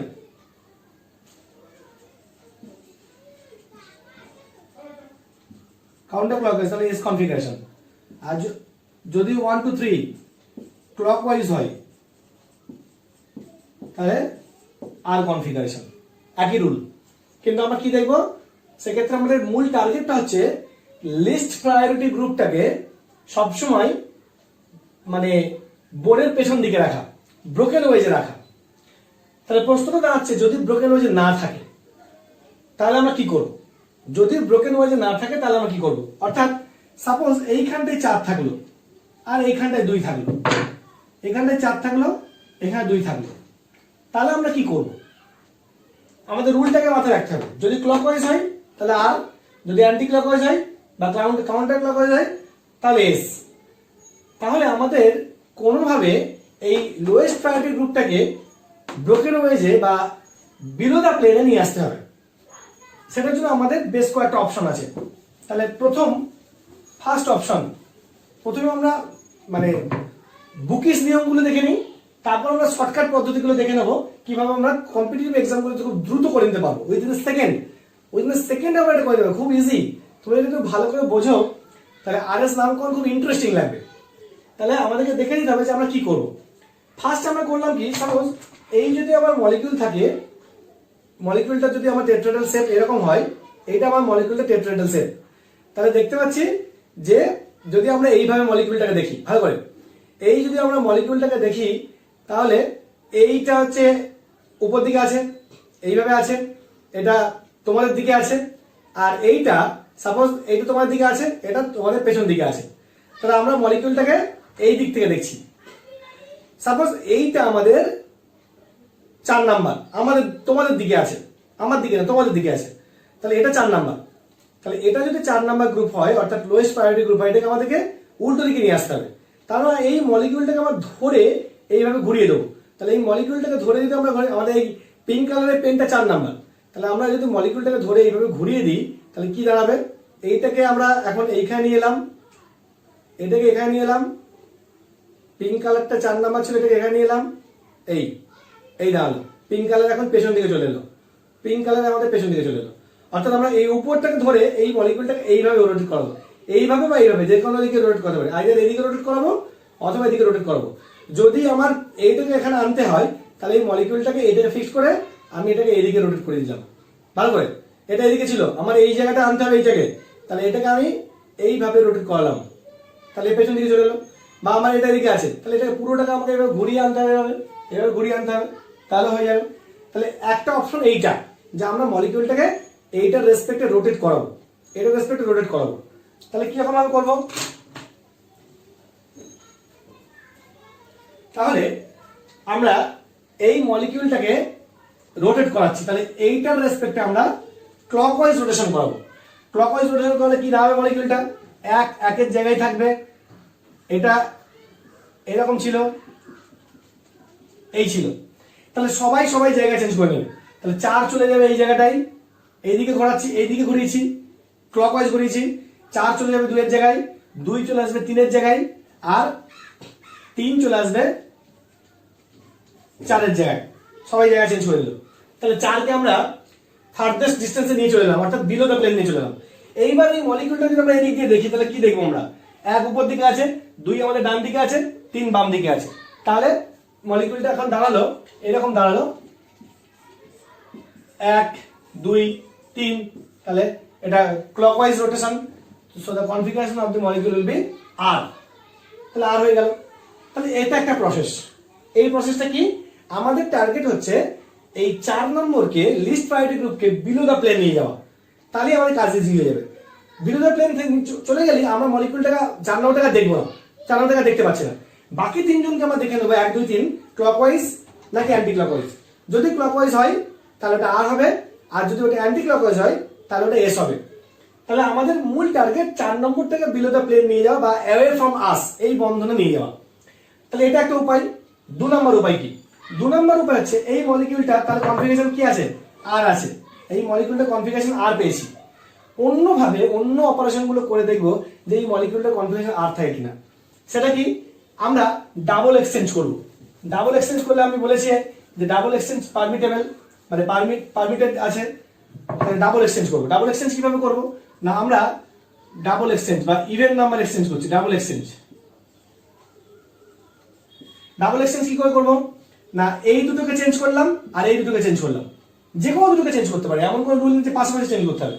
এই দুটোকে চেঞ্জ করলাম, এই দুটোকে চেঞ্জ করলাম, তাহলে 4 আর 2 চেঞ্জ করবো, 3 আর 1 চেঞ্জ করবো, তাহলে কি দাঁড়াবে, তাহলে আমাদের মলিকিউলটা এরকম দাঁড়াবে। খুব ভালো করে বুঝতে হবে, 3 আর 1 চেঞ্জ করছি, তাহলে 3টা এখন এখানে চলে এলো, 1 এখানে চলে এলো। 2 আর 4 চেঞ্জ করছি, তাহলে 2 এখন এখানে চলে এলো, 4 এখন এখানে চলে এলো। আমাদের পারপাস সলভ হয়ে গেছে। 4 কে আমরা বিলো দ্য প্লেন নিয়ে যেতে পেরেছি। তাহলে যখন 4 বিলো দ্য প্লেন চলে গেল, আবার আমরা 1 2 3, অর্থাৎ এটা আমার কি রকম দাঁড়াচ্ছে, এটা এখন দাঁড়াচ্ছে উপরে 3, এখানে 1, এখানে 2, তাহলে 1 2 3 কি ক্লকওয়াইজ। তাহলে আমরা আর কনফিগারেশন পেলাম, আমাদের আর কনফিগারেশন ছিল, তাহলে আর কনফিগারেশন পেলাম। তাহলে এটা আরেকটা উপায়, ডাবল এক্সচেঞ্জ করে নাও, খুব ইজি, বোঝা যাচ্ছে। তাহলে খুব সহজে আমাদেরকে ভেবে নিতে হবে যে আমরা কি করে 4টাকে বা লোয়েস্ট প্রায়োরিটি গ্রুপটাকে আমরা বিলো দ্য প্লেনে নিয়ে চলে আসবো। ডাবল এক্সচেঞ্জ করলাম, অথবা একটাকে ফিক্স করে দিয়ে পুরো মলিকিউলটাকে আমরা এইভাবে ধরে মলিকিউলটা ঘুরিয়ে দেবো, ক্লকওয়াইজ অথবা অ্যান্টি ক্লকওয়াইজ। ঘুরিয়ে উদ্দেশ্য কি, যেগুলো তোমাদের দিকে আছে অর্থাৎ অবজারভারের দিকে, অবজারভারের পেছন দিকে আমাকে লিস্ট প্রায়োরিটি গ্রুপটাকে নিয়ে আসতে হবে। তার জন্য আমি ক্লকওয়াইজ ঘোরালে সুবিধা হলে ক্লকওয়াইজ ঘোরাবো, যদি অ্যান্টি ক্লকওয়াইজ ঘোরালে সুবিধা হলে অ্যান্টি ক্লকওয়াইজ ঘোরাবো। অবজারভারের পেছন দিকে আমাকে লোয়েস্ট প্রায়োরিটি গ্রুপটাকে নিয়ে আসতে হবে। আর কি উপায় আছে না, আমরা সিঙ্গেল এক্সচেঞ্জ করব। সিঙ্গেল এক্সচেঞ্জ, সিঙ্গেল এক্সচেঞ্জ যদি করি তাহলে একটু আগে আমি বলেছি সিঙ্গেল এক্সচেঞ্জ কিন্তু পারমিটেড নেই, কিন্তু সিঙ্গেল এক্সচেঞ্জে আমরা আরো শর্টকাট করতে পারবো। সিঙ্গেল এক্সচেঞ্জে আমরা যেটা পাবো, যা হওয়া উচিত তার এনান্সিওমার পাবো। সবসময় এটা মনে রাখবে, আমরা যদি সিঙ্গেল এক্সচেঞ্জ করি তাহলে যা পাওয়া উচিত আমরা তার এনান্সিওমার ফর্মটা পাবো। অর্থাৎ সিঙ্গেল এক্সচেঞ্জ কি করব না, আমাদের টার্গেট কি, আমাদের টার্গেটটা হচ্ছে এই 4 কে এই 2 এর জায়গায় নিয়ে আসা। তাহলে 1 আর 3 এর পজিশন চেঞ্জ করলাম না, 1 আর 3 এর পজিশন চেঞ্জ করলাম না। আমরা যেটা করলাম 1 আর 3 এর পজিশন চেঞ্জ না করে শুধুমাত্র সিঙ্গেল এক্সচেঞ্জ 2 আর 4 এর পজিশন চেঞ্জ করে দিলাম। তাহলে 2টা এখানে চলে গেল, 4 এখানে চলে গেল। মনে রাখতে হবে আমরা কিন্তু সিঙ্গেল এক্সচেঞ্জ করেছি, ঝটপট করে বুঝে নিতে হবে। আমরা সিঙ্গেল এক্সচেঞ্জ করেছি, 2 আর 4 কে জায়গা 2 আর 4 এর জায়গা চেঞ্জ করে দিয়েছি, 2 আর 4 এর জায়গা চেঞ্জ করে দিলাম। দেওয়ার পরে এখন আমরা কি দেখতে পাচ্ছি, এটা 1, এটা 2, এটা 3। আমরা মলিকিউলটাকে এখন এইভাবে দেখবো, এইভাবে দেখবো। তাহলে আমাদের ডান দিকে 3, বাম দিকে 2, উপরে 1, তাহলে 1 2 3। এখন 1 2 3 যদি আমরা দেখি তাহলে রুটটা কি রকম, কাউন্টার ক্লকওয়াইজ। কাউন্টার ক্লকওয়াইজ হলে তাহলে এটা হচ্ছে এস। তাহলে সিঙ্গেল এক্সচেঞ্জের জন্য আমরা যেটা পেলাম সেটা হচ্ছে এস, এনান্সিওমার। তাহলে অরিজিনাল মলিকিউলটা কি ছিল, আর। তাহলে সিঙ্গেল এক্সচেঞ্জ করে আমরা খালি আমাদের টার্গেটটা হচ্ছে 4 কে বিলো দা প্লেন নিয়ে আসা। সিঙ্গেল এক্সচেঞ্জ করলাম, সিঙ্গেল এক্সচেঞ্জ করে নিয়ে ঝটপট করে তার কনফিগারেশন বের করে দিলাম, আর না এস। যদি সিঙ্গেল এক্সচেঞ্জের পর ওটা এস হয় তাহলে গিভেন মলিকিউলটা কি ছিল, আর ছিল। যদি সিঙ্গেল এক্সচেঞ্জের পর ওটা আর হয়, কারণ ওটা এনান্সিওমার হয়ে যাবে, তাহলে গিভেন মলিকিউলটা এস ছিল। যদি এটা আর হয় তাহলে এটা এস ছিল, যদি এটা এস হয় তাহলে এটা আর ছিল। কখন, যদি আমরা সিঙ্গেল এক্সচেঞ্জ করি। তাহলে আমরা সিঙ্গেল এক্সচেঞ্জ করতে পারি, আমরা ডাবল এক্সচেঞ্জ করতে পারি, আবার আমরা মলিকিউলটাকে ধরে রোটেট করাতে পারি। যে কোনো কিছু ভাবে আমরা এটা করতে পারি। আচ্ছা, যদি এমন হতো সাপোজ এইখানে 4 আছে, এইখানটাই 4 আছে, এখানটাই আমার 1 আছে, আর সাপোজ এখানে 3 আছে, এখানে 2 আছে, এই গঠনটা আছে। তাহলে এই গঠনটা আমাদের আরএস নোমেনক্লেচার বের করতে হবে। তাহলে আরেকবার আমরা শিখে নেব। প্রথমে আমরা সিঙ্গেল এক্সচেঞ্জ করবো। আমি খালি এই নাম্বারগুলো চেঞ্জ করে দিলাম, তাহলে আমার এটা থাকলে সুবিধা হবে, বারবার মুছতে হয় না। শুধু নাম্বারগুলো চেঞ্জ করে দিলাম, এটা চেঞ্জ করে দিলাম। এই এখন এই যদি গঠনটা হয়, আমাদের টার্গেট কি, আমাদের টার্গেট হচ্ছে যে 4 নম্বরকে lowest position, lowest priority group থেকে এই জায়গায় নিয়ে আসা। তাহলে প্রথমে সিঙ্গেল এক্সচেঞ্জ করলাম, খুব সহজ, 1 মিনিট। ঠিক আছে, তাহলে প্রথমে আমরা সিঙ্গেল এক্সচেঞ্জ করলাম। সিঙ্গেল এক্সচেঞ্জ করলে কি হবে, 3টা এখানে আসবে, 4টা এখানে চলে যাবে। তাহলে 3 এখানে চলে এলো, 4 এখানে আছে, আর 1 আর 2 যেমন ছিল তেমন আছে। তাহলে এই মলিকিউলটা যদি আমরা দেখি কি দেখবো, 1 2 3 সিঙ্গেল এক্সচেঞ্জ করেছি। সিঙ্গেল এক্সচেঞ্জ করার পরে 1 2 3 কি রকম দেখা যাচ্ছে, অ্যান্টি ক্লকওয়াইজ। তাহলে এটা আর এস, অ্যান্টি ক্লকওয়াইজ। তাহলে the given molecule will be R. Single exchange করেছি, সিঙ্গেল এক্সচেঞ্জ মাথায় রাখতে হবে, সিঙ্গেল এক্সচেঞ্জ। যদি আমরা ডাবল এক্সচেঞ্জ করি, যদি আমরা ডাবল এক্সচেঞ্জ করি, অর্থাৎ আমি মুছে দিলাম, ডাবল এক্সচেঞ্জ করছি। ডাবল এক্সচেঞ্জ করে টার্গেটটা কি, 4 কে আমাকে এই জায়গায় আনতে হবে, 4 কে। তাহলে এবার আমরা ডাবল এক্সচেঞ্জ করব, খুব সহজ, ডাবল এক্সচেঞ্জ করব। ডাবল এক্সচেঞ্জ, ডাবল এক্সচেঞ্জ করার জন্য আমি করলাম কি, যে কোনো দুটো চেঞ্জ করা যায়। আমার টার্গেট এটাকে এখানে আনা, তাহলে এই দুজনকে চেঞ্জ করলাম, আর এই দুজনকে চেঞ্জ করলাম। 3 4 চেঞ্জ করলাম, 1 2 চেঞ্জ করলাম। 3 4 চেঞ্জ করলে 4 এখানে আসবে, 3 এখানে যাবে। 1 2 চেঞ্জ করলে 2 এখানে আসবে, 1 এখানে আসবে। বুঝা গেল? তাহলে কি দাঁড়ালো, ওপরে 3, এখানে 2, এখানে 1। মনে রাখতে হবে আমরা কিন্তু ডাবল এক্সচেঞ্জ করেছি। যখন ডাবল এক্সচেঞ্জ করলাম তখন এটার কনফিগারেশন কি দাঁড়ালো, 1 2 3 ক্লকওয়াইজ। তাহলে এটা যখন সিঙ্গেল এক্সচেঞ্জ তখন আর এস হয়েছিল, অরিজিনাল কম্পাউন্ড আর ছিল। এখন আমি ডাবল এক্সচেঞ্জ করেছি, তাহলে এটা আর পেয়েছি, তাহলে অরিজিনাল কম্পাউন্ডও আর হবে। কারণ ডাবল এক্সচেঞ্জ করেছি মানে কনফিগারেশন কোনো চেঞ্জ হবে না, এটা আর হলে এটাও আর হবে। হলো আর, তাহলে এটা খুব ইজি ওয়ে। নেক্সট কি, যদি একটু অন্যরকম ভাবে দেওয়া থাকে, সাপোজ এরকম দেওয়া আছে, সাপোজ এরকম দেওয়া আছে, এইভাবে দেওয়া আছে। সাপোজ এটা 1, এটা 2, এটা 3, এটা 4, 1 2 3 4। এইটা আরএস কনফিগারেশন বের করতে হবে, কোনো সমস্যা নেই। এটা আরএস কনফিগারেশন বের করবো, যা রুলস চাই সেই রুলস অনুযায়ী আমরা ফেলে দিলেই হয়ে যাবে। এটা আরএস কনফিগারেশন বের করবো, কি করে করবো, সিঙ্গেল এক্সচেঞ্জ করে করতে পারি, ডাবল এক্সচেঞ্জ করে করতে পারি। সিঙ্গেল এক্সচেঞ্জ 4 আর 2 কে এক্সচেঞ্জ করব, তাহলে ঝটপট সিঙ্গেল এক্সচেঞ্জ তোমরা নিজেরা করতে চাইলে ভিডিওটাকে এই জায়গায় পজ করে দেবে, আগে নিজেরা করবে, তারপর আমার সঙ্গে মিলিয়ে নেবে। বোঝা গেল? ভিডিওটা এই জায়গায় পজ করে দেবে, নিজেরা করে নেবে, আর মাই এক্স বের করে নেবে, আর এস বের করার পর আমার অ্যান্সারটার সঙ্গে মিলিয়ে নেবে, তাহলে তোমাদের একটু প্র্যাকটিস হয়ে যাবে। তাহলে সিঙ্গেল এক্সচেঞ্জ করবো। সিঙ্গেল এক্সচেঞ্জ করলে কি হবে মনে রাখতে হবে, কিন্তু এই জায়গাটা ভুল করলে হবে না। সিঙ্গেল এক্সচেঞ্জ করলে যদি এস পাই তাহলে অরিজিনাল কম্পাউন্ড আর ছিল, যদি আর পাই তাহলে অরিজিনাল কম্পাউন্ড এস ছিল। তাহলে যে কোনো দুটোকে আমরা চেঞ্জ করবো, যে কোনো দুটোকে চেঞ্জ করবো, যে কোনো দুটোকে। তাহলে 2 আর 4 চেঞ্জ করবো, আমার টার্গেট 4 কে এই জায়গায় নিয়ে আসা। তাহলে কি করলাম, সিঙ্গেল এক্সচেঞ্জ করলাম। তাহলে এখন এই জায়গায় 4 আর এইটা হয়ে গেল 2, বাকি এটা 1 আছে, এটা 3 আছে। তাহলে এবার এই মলিকিউলটাকে যদি আমরা এইভাবে দেখি, যদি এইভাবে দেখি, তাহলে এটা কিরকম দেখতে হবে, এটা দেখতে হবে এরকম, উপরে 1, এখানে 2, এখানে 3, উপরে 1, এখানে 2, এখানে 3, এটা 3 ছিল। তাহলে 1 2 3, 1 2 3 কি হলো, অ্যান্টি ক্লকওয়াইজ বা কাউন্টার ক্লকওয়াইজ। তাহলে এটা এস, কাউন্টার ক্লকওয়াইজ এস। তাহলে অরিজিনাল কম্পাউন্ডে কি ছিল, আর ছিল। খুব সহজ।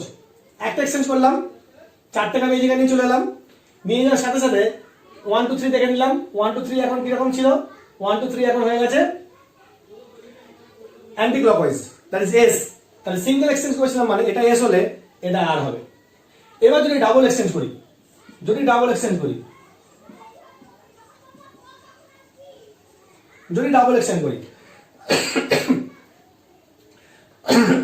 ডাবল এক্সচেঞ্জ করে কি করলাম, সরি, এই দুটোকে চেঞ্জ করবো, এই দুটোকে চেঞ্জ করবো। তাহলে ডাবল এক্সচেঞ্জ করার পরে কি দাঁড়াবে, খুব ভালো করে বুঝতে হবে, সহজ ব্যাপার। ডাবল এক্সচেঞ্জ করার পর 2 আর 4 চেঞ্জ করলাম, তাহলে এখানে 4 হয়ে গেল, এখানে 2 হয়ে গেল। 1 আর 3 চেঞ্জ করলাম, তাহলে এখানে 3 হয়ে গেল, এখানে 1 হয়ে গেল। তাই এবার এই মলিকিউলটা 4 এখন lowest position, lowest priority group দূরে চলে গেছে, অ্যাওয়ে ফ্রম আস। তাহলে এটাকে যদি আমরা আবার সাজিয়ে দিই, তাহলে কিরকম দেখতে হবে, এই 3 1 2, তাহলে 1 2 3 ক্লকওয়াইজ আর ডাবল এক্সচেঞ্জ করেছি, তাহলে অরিজিনাল গ্রুপটা আর, কোনো চেঞ্জ হবে না।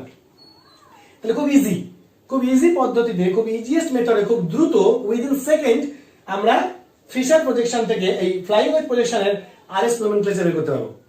এখানে আরো একটা প্রসেস আমি তোমাদের একটু শিখিয়ে রাখি, সেটা হচ্ছে আমরা ওয়েজ থেকে ডিরেক্টলি আরএস বলতে পারবো, তবে ওয়েজকে ফিশারে কনভার্ট করার প্রসেসটা আমরা একটু শিখে নেবো। কি করে ওয়েজকে আমরা ফিশারে কনভার্ট করবো, ফিশারে কনভার্ট করলে ফিশারের যে নিয়মটা শিখেছিলে সেই নিয়মে আরএস নোমেনক্লেচার করে দেবে। তাহলে ফিশারকে মানে ওয়েজ প্রজেকশন ফর্মুলাকে ফিশার প্রজেকশন ফর্মুলাতে কনভার্ট করার নিয়মটাও শিখতে হবে, কোথাও কোথাও সেটাও খুব ইম্পর্টেন্ট, খুব কাজে লাগবে। তাহলে আমরা ওয়েজকে ফিশারে কনভার্ট করব এবং তারপর তার আরএস নোমেনক্লেচার করব। সাপোজ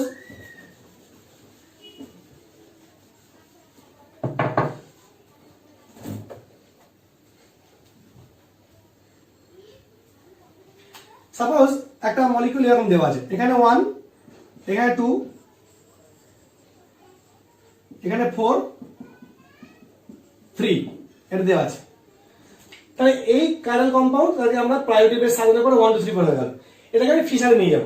আচ্ছা, ফিশারে না নিয়ে গিয়ে এটা আরএস কনফিগারেশন কি থাকবে দেখে নেবো, আর ফিশারে নিয়ে যাওয়ার পর আরএস কনফিগারেশন চেঞ্জ হচ্ছে কিনা দেখে নেবো। তাহলে প্রথমে এটাকে ফিশারে নিয়ে যাওয়ার প্রসেসটা আমি বলি। এইটা ফিশার প্রজেকশন নিশ্চয়ই এরকম হবে, ফিশারে একটা ভার্টিক্যাল লাইন, আর যতগুলো কার্বন ততগুলো হরাইজন্টাল লাইন, এখানে একটা কার্বন, তাহলে একটাই হরাইজন্টাল লাইন হবে। এবার এই জায়গাটা করার উপায় কি না, আমাদেরকে এই বন্ডটাকে এই জায়গায় আনতে হবে, টেনে এই জায়গায় আনতে হবে। তাহলে আমাকে এই জায়গায় এই বন্ডটাকে নিয়ে আসতে হবে। মনে রাখবে এই বন্ড মানে এই যে ইনক্লাইন বন্ডটাকে আমরা যেদিকে ভার্টিক্যাল লাইনে আনার জন্য যেদিকে রোটেট করাবো, সলিড ওয়েজ তার উল্টো দিকে যাবে সবসময়, সলিড তার উল্টো দিকে যাবে, সলিড ওয়েজটা সবসময় তার উল্টো দিকে, মানে যে বন্ডটা আমাদের দিকে ছিল অ্যাবভ দ্য প্লেন সেটা উল্টো দিকে চলে যাবে। তাহলে কি দাঁড়াবে, তাহলে উপরে 1, এখানে 2, 4 চলে গেল এইদিকে, আর 3 চলে যায়, 3 যেমন ছিল তেমন থাকলো। তাহলে এই হচ্ছে ওয়েজ থেকে ফিশারে যাওয়ার নিয়ম, ওয়েজ থেকে ফিশারে যাওয়ার নিয়ম। এবার এইটা আমরা আরএস কনফিগারেশন করে দেখি। 4 এখন হরাইজন্টাল পজিশনে আছে, তাহলে 1 2 3 1 2 3 অ্যান্টি ক্লকওয়াইজ, তাহলে 1 2 3 অ্যান্টি ক্লকওয়াইজ, কিন্তু 4 হরাইজন্টাল পজিশন আছে, তাহলে এটা কি কনফিগারেশন, আর কনফিগারেশন। এবার এখানে দেখি এটা আর ছিল কিনা, আমাদের ফিশারে যাওয়াটা ঠিক হয়েছে কিনা। কনফিগারেশন ঠিক থাকলে আমরা ঠিক গেছি। তাহলে এটাকে কি করব না, এখানে আমরা সিঙ্গেল এক্সচেঞ্জ করে নিচ্ছি। ভালো করে দেখো, 3 আর 4 চেঞ্জ করে নিলাম। তাহলে 3 আর 4 যদি চেঞ্জ করে নিই, তাহলে এখানে 4, এটা 1, এটা 3, এটা 2, তাহলে 1 2 3, 1 2 3, 1 2 3 কি কাউন্টার ক্লকওয়াইজ, মানে এটা এস।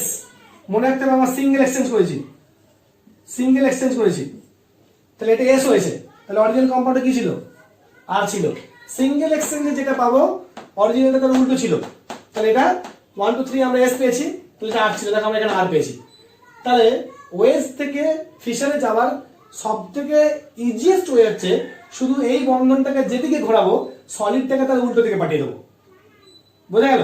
এই বন্ধনটাকে যেদিকে ঘোরাবো সলিডটাকে তার উল্টো দিকে পাঠিয়ে দেবো। আরো একটা দুটো এক্সাম্পল আমি দিই। সাপোজ মলিকিউলটা এরকম দিল, কিরকম দিল, এদিকে দিল, এটা 3, এটা 4, এটা সাপোজ এটা 1, এটা 2, তাহলে এটাকে ফিশারে নিয়ে গেলে কি হবে না, ফিশারে আমার এই অবস্থা আসবে। তাহলে আমাকে এই বন্ধনটাকে এই জায়গায় আনতে হবে, উপরে 3 আছে, 4 কে আমাকে টেনে এই জায়গায় আনতে হবে, এটাকে টেনে এদিকে আনতে হবে। তাহলে সলিডটা উল্টো দিকে যাবে, তাহলে সলিড উল্টো দিকে এদিকে 2 যাবে, এদিকে 1 ছিল 1 থাকবে। খুব ইজি, ফ্লাইং ওয়েজ থেকে ফিশারে যাওয়াটা খুব ইজি। জাস্ট আমাকে দেখতে হবে যে আমি এটাকে ভার্টিক্যাল লাইনে আনার কোন দিকে রোটেট করাবো, এটাকে যেদিকে রোটেট করাবো তার উল্টো দিকে সলিডটা চলে যাবে। সাপোজ মলিকিউলটা এমন দিল, সাপোজ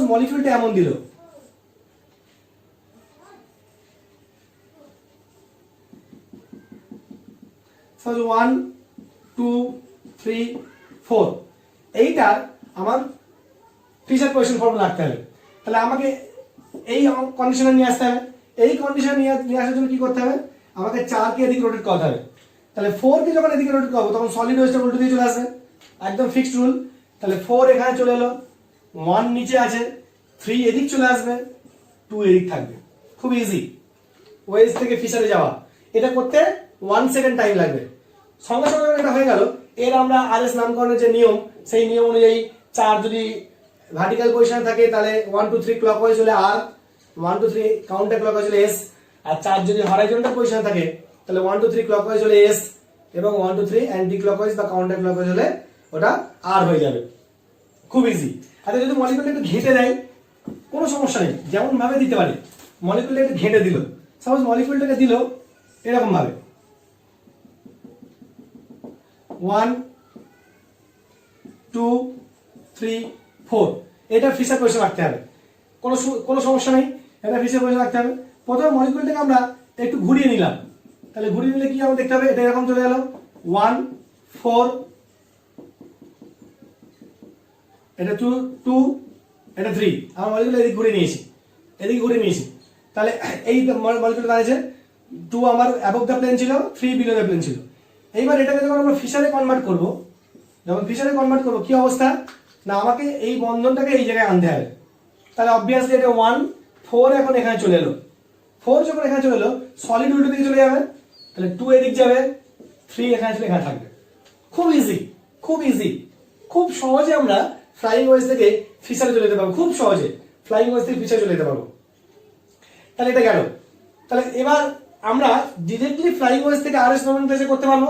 আচ্ছা, এইটা যদি আমরা আরএস নোমেনক্লেচার করতে চাইতাম, এই মলিকিউলটা যদি আমরা আরএস নোমেনক্লেচার করতে চাইতাম, কি করতাম দেখা যাক তো আমার ফিশার পজিশনটা ঠিক আছে কিনা। ফিশার পজিশন ঠিক আছে কিনা দেখি। আগে এটার ফিশার পজিশনে আরএস নোমেনক্লেচার করি। 4 আছে আমার ভার্টিক্যাল পজিশনে, তাহলে 1 2 3 ক্লকওয়াইজ, তাহলে এই কনফিগারেশনটা আর 4 ভার্টিক্যাল পজিশনে আছে। এইবার এটাকে আমরা দেখবো, এইটাতে আমার লোয়েস্ট প্রায়োরিটি গ্রুপ কিন্তু আমার এখানে আছে, 4 কে আনতে হবে। তাহলে সিঙ্গেল এক্সচেঞ্জ করলাম, খুব ইজি, সিঙ্গেল এক্সচেঞ্জ করে দিলাম। যখনই সিঙ্গেল এক্সচেঞ্জ করে দিলাম তখন কি দাঁড়াবে, এটা দেখো 4 আর 3 এর মধ্যে এক্সচেঞ্জ করলাম, তাহলে এখানে 3 চলে এলো, এখানে 4 চলে এলো, এটা 1 এটা 2।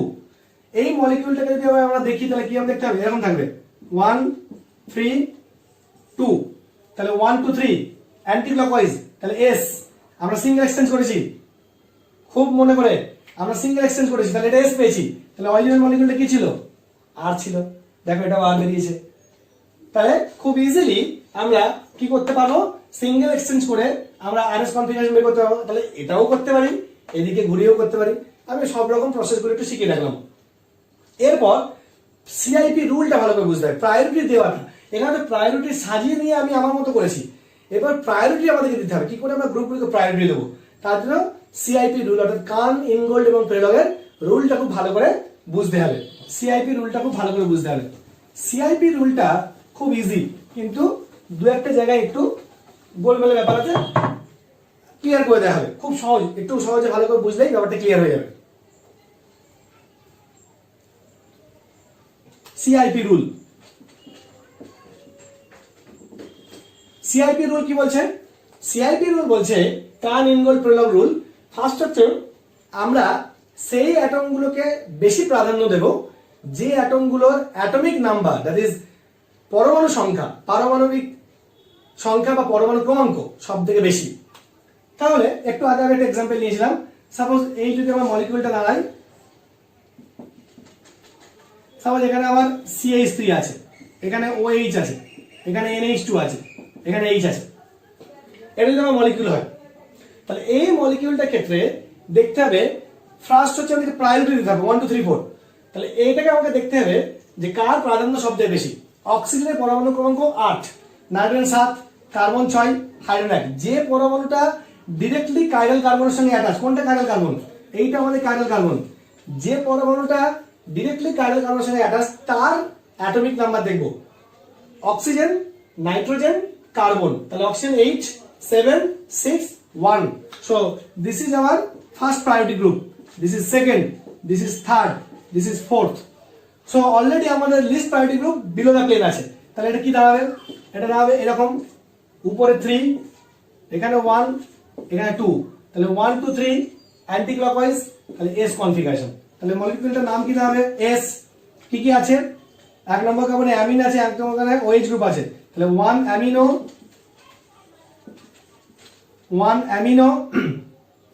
ইথান 1 অল বা ethanol, 1 amino ethanol, S 1 amino ethanol, 1 2 দুটো কার্বন আছে, তাহলে S 1 অ্যামিনো ইথানল। খুব ইজি। তাহলে প্রথমে হচ্ছে আমরা এবার প্রায়োরিটি দিলাম। এবার প্রশ্ন হচ্ছে এই প্রায়োরিটি দেওয়ার ক্ষেত্রে কিছু গন্ডগোল আসতে পারে।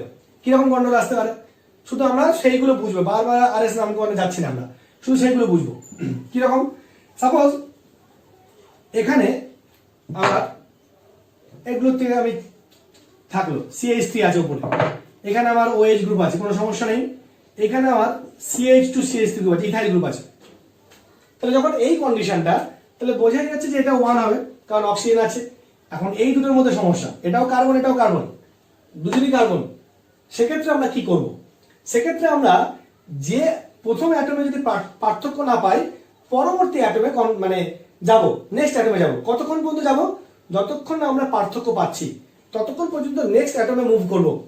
তাহলে এই যে এখানে CH2 CH3 গ্রুপ আছে, এখানে CH2 CH3 গ্রুপ, এই বন্ধনটা আছে, এই বন্ধনটা, এখানে কার্বন আছে, আর CH3 গ্রুপকে আমরা লিখছি CH2H। খেয়াল করো, তাহলে এখানে কার্বন কার্বন, তারপর এখানে কাকে পাচ্ছি? কার্বনকে পাচ্ছি। এখানে দুটো হাইড্রোজেন সেম গ্রুপ আছে, তারপর এখানে কার্বনকে পাচ্ছি, এখানে হাইড্রোজেনকে পাচ্ছি। সো এটা প্রাধান্য বেশি হবে, তাহলে এটা 1 হলে এটা 2 হবে, এটা 3 হবে, এটা 4 হবে। বোঝা গেল? এটা 1, এটা 2, এটা 3, এটা 4। সাপোজ প্রায়োরিটি গ্রুপগুলো একটু দেখতে হবে। সাপোজ আমার এরকম দাঁড়ালো,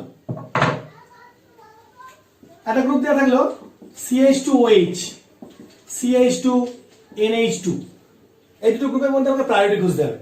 তাহলে অবভিয়াসলি এখানে CH2 সেম আছে, তারপর এখানে অক্সিজেন আছে, এখানে নাইট্রোজেন আছে, তাহলে এটার প্রাধান্য বেশি হবে, এটার প্রাধান্য কম হবে। আবার যদি এমন থাকে যে এখানে হাইড্রোজেন আছে, এখানে ডয়টেরিয়াম আছে, এখানে CH3 আছে, আর এখানে সাপোজ OH আছে, যদি এইটা থাকে, তাহলে অবভিয়াসলি আমার এটা A বা 1 নম্বর গ্রুপ, এটা 2 নম্বর গ্রুপ। হাইড্রোজেন আর ডয়টেরিয়াম দুজনেরই পরমাণু ক্রমাঙ্ক সমান, দুজনেরই পরমাণু ক্রমাঙ্ক সমান।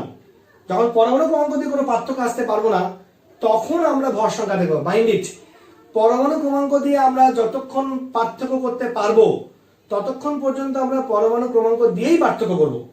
কিন্তু পরমাণু ক্রমাঙ্ক দিয়ে পার্থক্য করতে না পারলে তখন আমরা ভর সংখ্যার দিকে যাব। তাহলে এখানে দুজনেই পরমাণু ক্রমাঙ্ক সেম, তাহলে এর ভর সংখ্যা বেশি, তাহলে এটা হয়ে যাবে আমাদের 3 নম্বর গ্রুপ, এটা হয়ে যাবে আমাদের 4 নম্বর গ্রুপ, সিআইপি রুল অনুযায়ী। আচ্ছা, যদি এমন দুটো গ্রুপ দেওয়া থাকে, সাপোজ এখানে দেওয়া আছে CH2OH আর CD2NH2, এই দুটো গ্রুপের মধ্যে পার্থক্য করতে হবে। CH2OH আর CD2NH2 এই দুটো গ্রুপের মধ্যে পার্থক্য করতে হবে। তাহলে এক্ষেত্রে আমরা কি করব?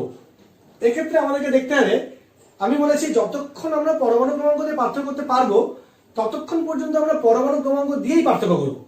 যদি পরমাণু ক্রমাঙ্ক দিয়ে পার্থক্য করতে না পারি তখন আমরা ভর সংখ্যা দেখবো। তাহলে প্রথমেই ভর সংখ্যা দেখলে হবে না, এটাও কার্বন, এটাও কার্বন, হাইড্রোজেন 1 হাইড্রোজেন 1, এখানে অক্সিজেন আছে 8, এখানে নাইট্রোজেন আছে 7, তাহলে এই গ্রুপটার প্রাধান্য সাপোজ এটা 1 হবে আর এটা 2 হবে, এই গ্রুপটার প্রাধান্য এটা থেকে বেশি হবে। বোঝা গেল? পরমাণু ক্রমাঙ্ক বা অ্যাটমিক নাম্বার দিয়ে যদি পার্থক্য করতে পারি তাহলে অ্যাটমিক নাম্বার দিয়েই পার্থক্য করব, ভর সংখ্যা দিয়ে তাকাবো না। যখন পরমাণু ক্রমাঙ্ক দিয়ে আমরা পার্থক্য করতে পারবো না তখন আমরা ভর সংখ্যার দিকে যাব। এবার যদি এমনটা থাকে, সাপোজ এখানে থাকলো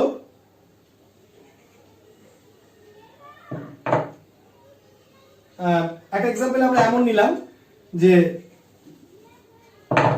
CD2OH CH2OH, এই ওটা 16, এই ওটা 18,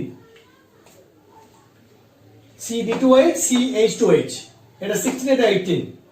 এখন এখানে সবাইয়ের পরমাণু ক্রমাঙ্ক সমান, এই দুটো গ্রুপেরই প্রত্যেকটা পরমাণু ক্রমাঙ্ক সমান, তাহলে পরমাণু ক্রমাঙ্কতে পার্থক্য করতে পারছি না।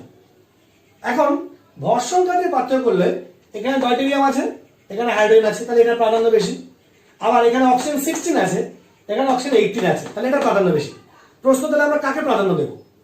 এই ক্ষেত্রে মাথায় রাখতে হবে, যখন দুজনে পরমাণু ক্রমাঙ্ক দিয়ে আমরা পার্থক্য করতে পারিনি, যখন ভর সংখ্যা দিয়ে পার্থক্য করতে হবে তখন যে মৌলটার প্রাধান্য বেশি তার ভর সংখ্যা দিয়েই পার্থক্যটা করতে হবে। যে মৌলটার প্রাধান্য বেশি, এখানে দুটো মৌল আছে, অক্সিজেন আছে 16 18, ডয়টেরিয়াম আছে, হাইড্রোজেন আছে, তাহলে এটা 1 2 আর এটা 16 18। এখন হাইড্রোজেন আর অক্সিজেনের মধ্যে কার প্রাধান্য বেশি? অক্সিজেনের। তাহলে অক্সিজেনের ভর সংখ্যা যেটা বেশি তাকে আমরা প্রাধান্য দেব। তাহলে এটা আমাদের ফার্স্ট প্রায়োরিটি গ্রুপ হবে, এইটা সেকেন্ড প্রায়োরিটি গ্রুপ হবে। কি বললাম? পরমাণু ক্রমাঙ্ক দিয়ে পার্থক্য করতে পারলাম না, পরমাণু ক্রমাঙ্ক দিয়ে যখন পার্থক্য করতে আমরা পারিনি তখন আমরা ভর সংখ্যা দেব। কিন্তু এখানে দুটো মৌলের মানে বিভিন্ন ভর সংখ্যা দেওয়া আছে, তা দুটো মৌলের যখন বিভিন্ন ভর সংখ্যা দেওয়া আছে তখন সেই মৌলের ভর সংখ্যা অনুযায়ী আমরা প্রাধান্যের ক্রমটা বিচার করব, যে মৌলটা পরমাণু ক্রমাঙ্ক অনুযায়ী যার প্রাধান্য বেশি হবে। অর্থাৎ এখানে অক্সিজেন আর হাইড্রোজেন দুজনের ভর সংখ্যার পার্থক্য আছে, অক্সিজেন যেহেতু সিআইপি অনুযায়ী বেশি প্রাধান্য পাবে তাহলে সিআইপি বলছে তার ভর সংখ্যা থেকে প্রাধান্যের ক্রম ঠিক করো। তাহলে এর ভর সংখ্যা এখানে বেশি আছে, এর ভর সংখ্যা কম আছে, এটা 1 এটা 2 হবে। কিন্তু ডয়টেরিয়ামকে দেখে, এটাকে আমি আগে পেয়েছিলাম বলে একে দেখে আমি প্রাধান্য ক্রমটা ঠিক করলাম না। যখন ভর সংখ্যা দেখবো তখন যদি দু তিনটে মৌলের ভর সংখ্যা আলাদা হয় তাহলে যে মৌলটার প্রাধান্য বেশি হবে সেই মৌলটার ভর সংখ্যা দেখি আমরা প্রাধান্যের ক্রমটা ঠিক করব, এটা মাথায় রাখতে হবে কিন্তু। নেক্সট, যদি মাল্টিপল বন্ড থাকে, যদি মাল্টিপল বন্ড থাকে, এবার আমাদের বুঝতে হবে খুব important rule of replication. Rule of replication,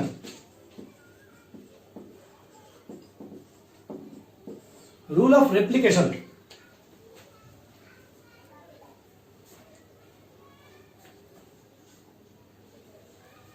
rule of রেপ্লিকেশনটা কি?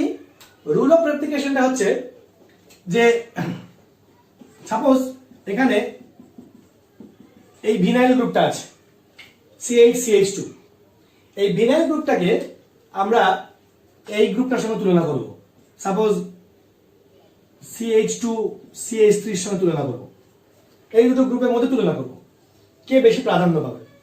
রুল অফ রেপ্লিকেশন বলছে, খুব ভালো করে বুঝতে হবে, যদি আমরা এই গ্রুপটাকে একটু ইলাবোরেট করি তাহলে কি দাঁড়াবে?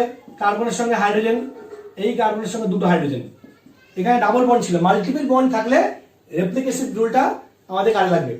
মাল্টিপল বন্ড যখন থাকবে তখন এই যে দুটো বন্ড আছে, দুটো কার্বনের মধ্যে দুটো বন্ড আছে, তার মানে আমরা যদি এই কার্বনের কথা ভাবি, এই কার্বনের সঙ্গে দুটো বন্ধনে যুক্ত, দ্বিবন্ধনে। রুল অফ রেপ্লিকেশন বলছে সবাইকে সিঙ্গেল বন্ডে কনভার্ট করতে হবে।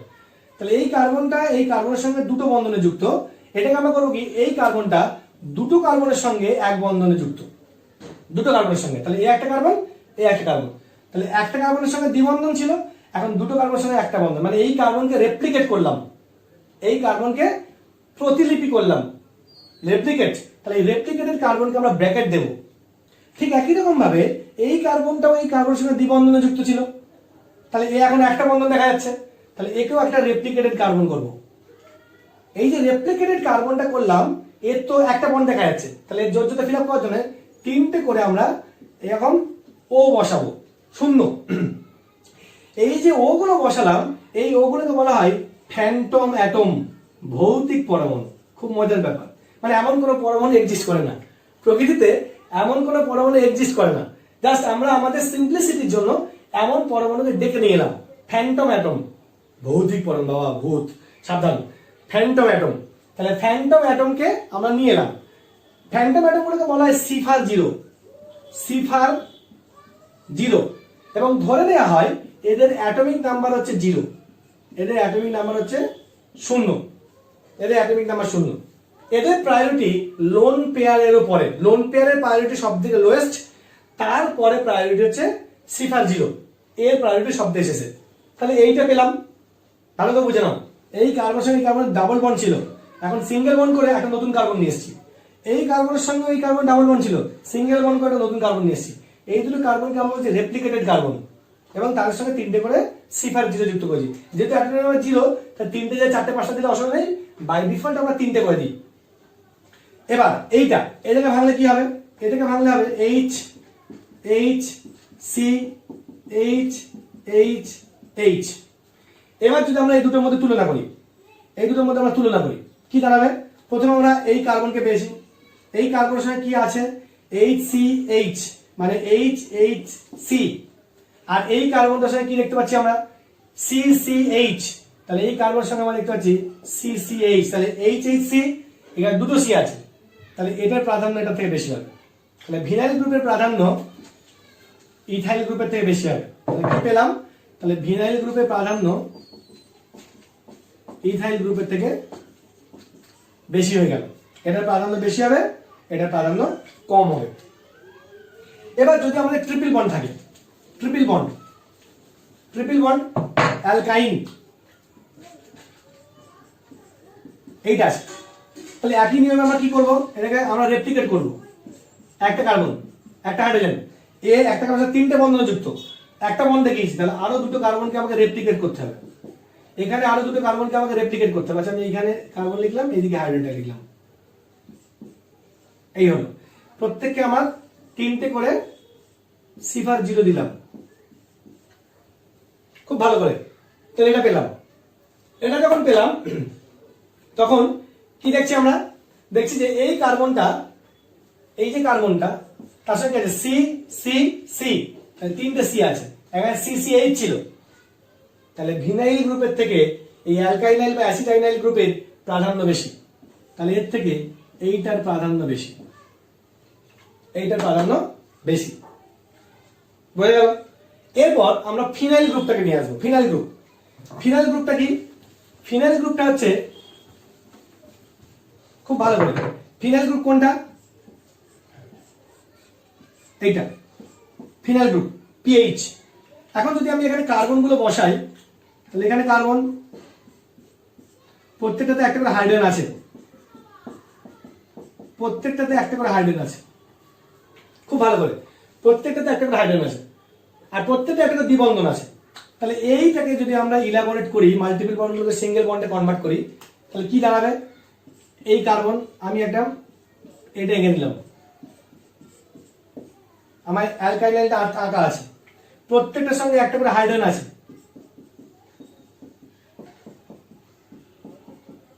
এখানে একটা হাইড্রোজেন আছে।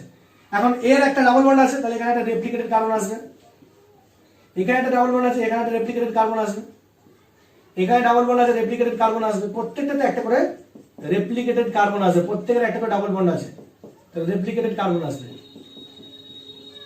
তাহলে তো বুঝতে হবে। এবার আমরা এইটার সঙ্গে এটা তুলনা করব, এই দুটোর মধ্যে তুলনা করব খুব ভালো করে। এইটাতে আমরা কি পেয়েছি? এটাতে আমরা পেয়েছি একদম প্রথমে, এটাতে আমরা কি পেয়েছি? প্রথমে আমরা কার্বন পেয়েছি, কার্বন সি সি সি, তাহলে সি সি সি। এখান থেকে যদি আমরা তাকাই, এই গ্রুপটার দিকে যদি আমরা তাকাই কি পাবো? প্রথমে কার্বন আছে, কার্বন দেখো এই কার্বনটার সঙ্গে কি আছে? সি সি, ও সরি এখানে হাইড্রোজেন নেই, সরি এখানে হাইড্রোজেন নেই, সি সি সি, তাহলে তিনটে কার্বন হলো, তিনটে কার্বন হলো। এবার এখানে সি সি সি হওয়ার পরে এরপর কি আছে? এখানে গেলে সি সি সি হয়ে গেছে, C C H, C C H, C C H, C C H হয়ে গেল। তাহলে এবার যদি এখানের দিকে তাকাই আমরা, সাপোজ আমরা কি পেলাম? এই কার্বনের সঙ্গে সি সি সি। এবার আমরা এদিকে মুভ করলাম, কোন দিকে মুভ করব? যেদিকে প্রাধান্য বেশি। এদিকে কার্বন আছে, তার সঙ্গে তিনটে C5, এদিকে হাইড্রোজেন, এদিকে কার্বন, তার সঙ্গে কার্বন হাইড্রোজেন কার্বন আছে, যেদিকে প্রাধান্য বেশি সেদিকে মুভ করবো। তাহলে এদিকে মুভ করলাম বা এদিকে মুভ করতে পারি, দুটো সেম দিক, এদিকে বা এদিকে। মানে প্রথমে এদিকে গেছিলাম তবে এদিকে, প্রথমে এদিকে নামলাম তবে এদিকে যেতাম। কি হবে? এই কার্বনটার সঙ্গে এটা গেল C C C C C. এবার এই কার্বনটার সঙ্গে কে কে আছে? C C H, C C H. এরপর আবার আমরা কি পাবো? এরপর আমরা আবার পাবো, যদি এদিকে মুভ করি CCH, তাহলে আবার যদি এদিকে মুভ করি আবার CCH পাবো, আবার CCH পাবো, আবার CCH পাবো। কিন্তু এখানে কি পাচ্ছি? এখানে CCH হয়ে যাওয়ার পরে আর আমরা এখানে কোনো একদিকে শুধু C5 পাবো, আর তো যাওয়ার জায়গা নেই। তাহলে এরপর যেদিকে যাওয়ার জায়গা তিনটে জিরো বা তিনটে জিরো, তাহলে এটা পাবো। কিন্তু এখানে আমরা CCH পেয়েছি। তাহলে ফিনাইল গ্রুপের প্রাধান্য অ্যালকাইনাইল গ্রুপের থেকেও বেশি হবে। ফিনাইল গ্রুপের প্রাধান্য অ্যালকাইনাইল গ্রুপের থেকেও বেশি হবে, ফিনাইল গ্রুপের প্রাধান্য। বোঝা গেল? এইবার ফিনাইল গ্রুপের থেকে অ্যালকাইনাইল গ্রুপের প্রাধান্য কম হলো। আবার যদি আমরা এখানে অন্য একটা গ্রুপ নিই, সাপোজ এই গ্রুপটা দিলাম আমরা,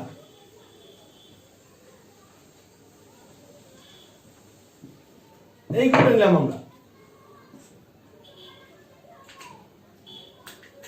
C triple bond C CH3, এই গ্রুপটা নিলাম। এই গ্রুপটার সঙ্গে এই গ্রুপটার প্রাধান্য তুলনা করব। যদি এই তুলনাটা আমরা করি, তাহলে এটা যদি আমরা বন্ডিং এ ভাঙি কি দাঁড়াবে? সি সি, এখানে সি এইচ এইচ এইচ, এখানে রেপ্লিকেটেড কার্বন,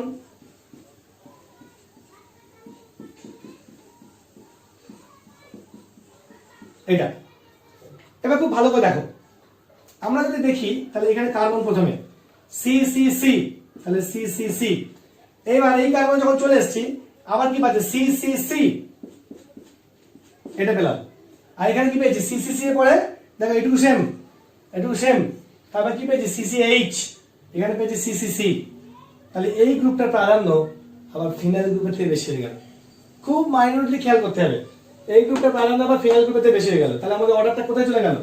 অর্ডারটা চলে গেল সি ট্রিপল বন্ড সি এনই, এইখানে চলে এলো। তাহলে এটা গেল। আবার যদি অন্য কোনো গ্রুপ থাকে,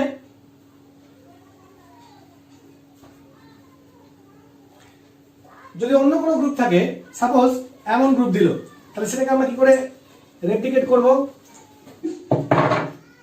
CN, এটাকে কি করে রেপ্লিকেট করব?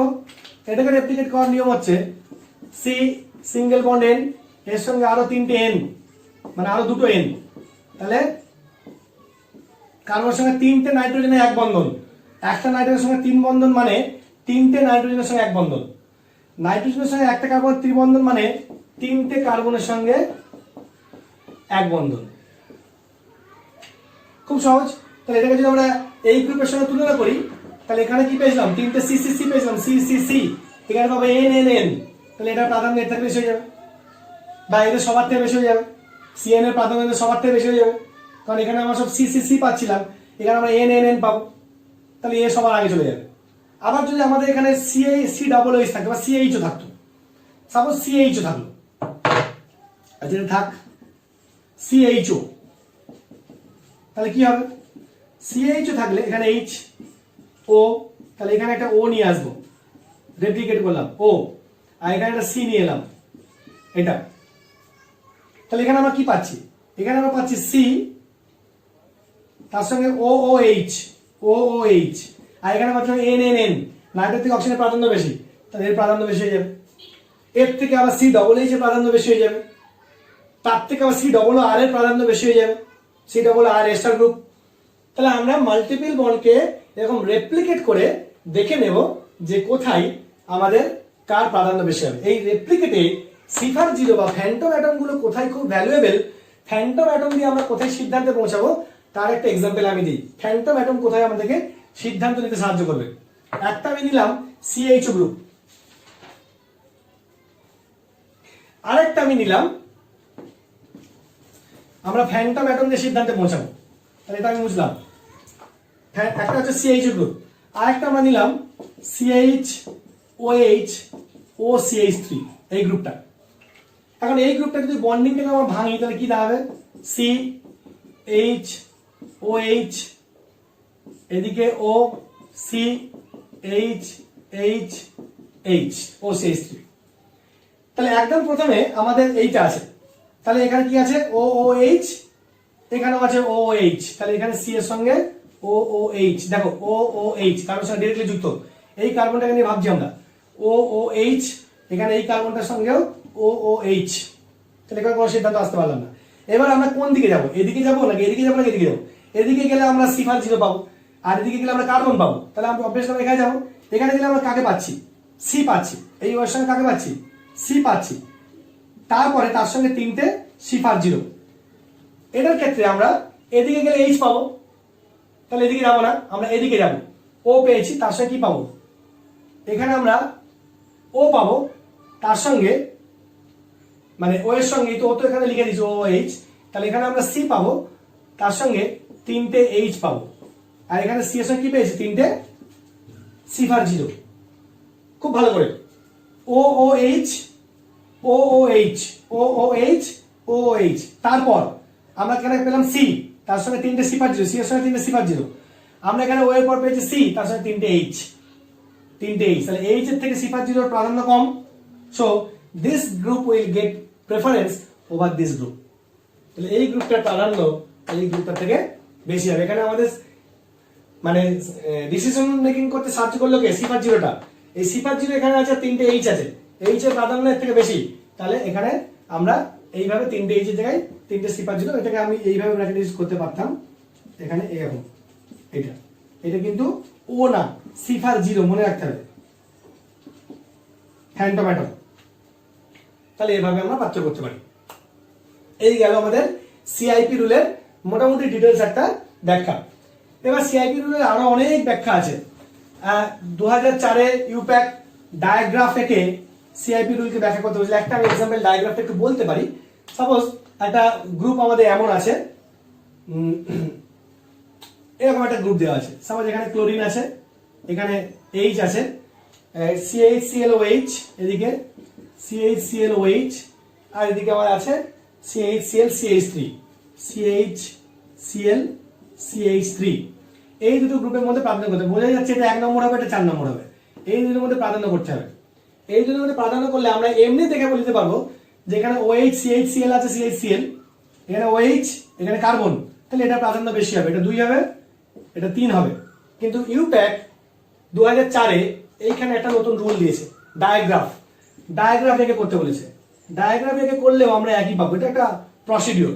কি করে করব না, ডায়াগ্রাফ আঁকার জন্য আমরা দেখলাম, প্রথমে দেখবো যে কার্বনের সঙ্গে কি কি আছে। তাহলে এই কার্বন, এইটা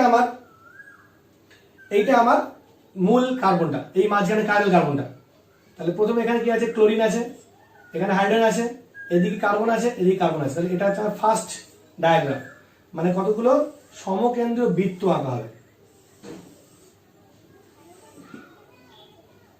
1 নাম্বার, 2 নাম্বার, 3 নাম্বার, ভালো করে দেখতে হবে। তাহলে ফার্স্ট ডায়াগ্রাম কার্বনের সঙ্গে ডিরেক্টলি অ্যাটাচ অ্যাটমগুলো লিখেছি, chlorine, carbon, hydrogen, carbon, chlorine, hydrogen, carbon, carbon, এই দুজনকে পার্থক্য করতে পারলাম, এই দুজনকে পার্থক্য করতে পারলাম না।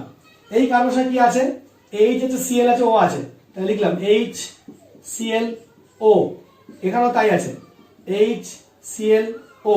তাহলে এই সেকেন্ড ডায়াগ্রামে যখন পৌঁছালাম তখন এর সঙ্গে যা আছে এখানে তাই আছে, পার্থক্য করতে পারলাম না, HClO HClO।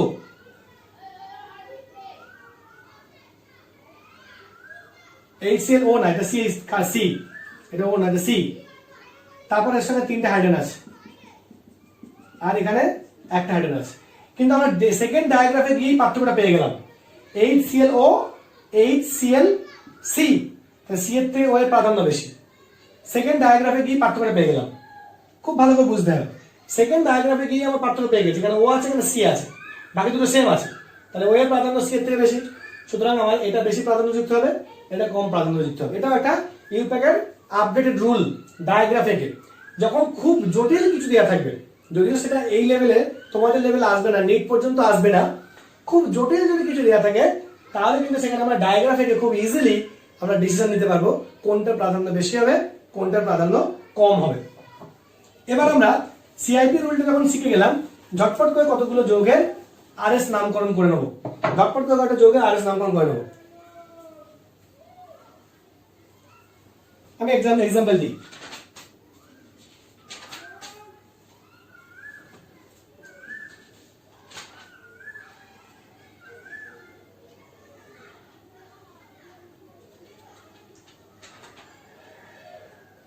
সাপোজ আমার একটা এরকম যৌগ দেওয়া আছে,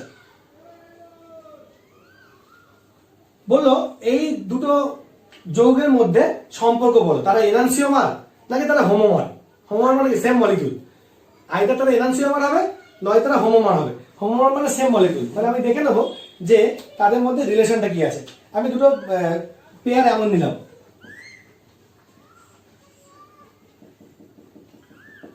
এই দুটো পেয়ার এমন নিলাম, তাহলে এখানে HFCl CH3, আর একটা দেওয়া হয়েছে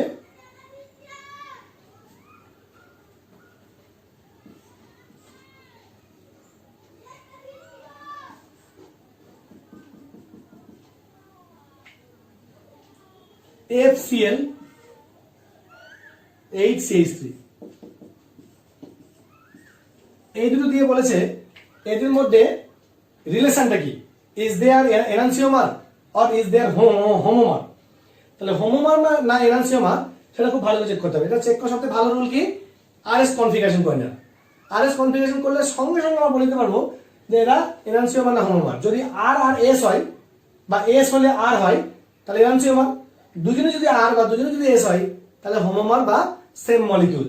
কি করব, ঝট করে দেখে নেব। এখানে লোয়েস্ট প্রায়োরিটি গ্রুপটা সব থেকে পেছনে আছে, তাহলে বাকিদের আমরা প্রায়োরিটি দেবো। এটা 1 নাম্বার, এটা 2 নাম্বার, এটা 3 নাম্বার, এটা 4 নাম্বার। তাহলে কি দাঁড়ালো, এরকম দাঁড়ালো 2 1 3 1 2 3 1 2 3 কি আমরা পাচ্ছি ক্লকওয়াইজ, তাহলে এটা আর কনফিগারেশন। এরপর আমরা এই জায়গাটায় পাচ্ছি, এখানে কিন্তু এই জায়গায় নেই, তাহলে এটাকে জাস্ট আমরা সিঙ্গেল রোটেশন করে দিলাম।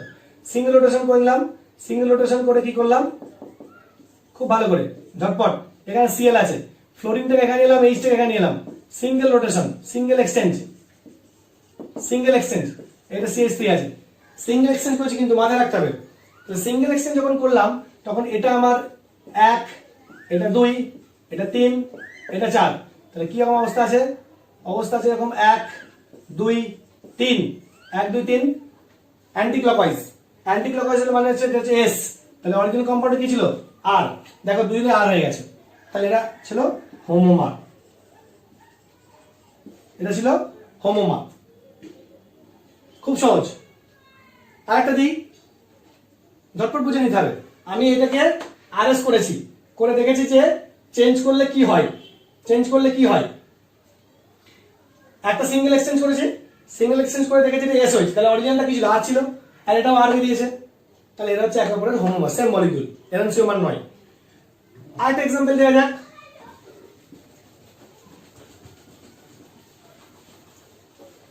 আরেকটা এক্সাম্পল দেওয়া যাক। সাপোজ এরকম দিল,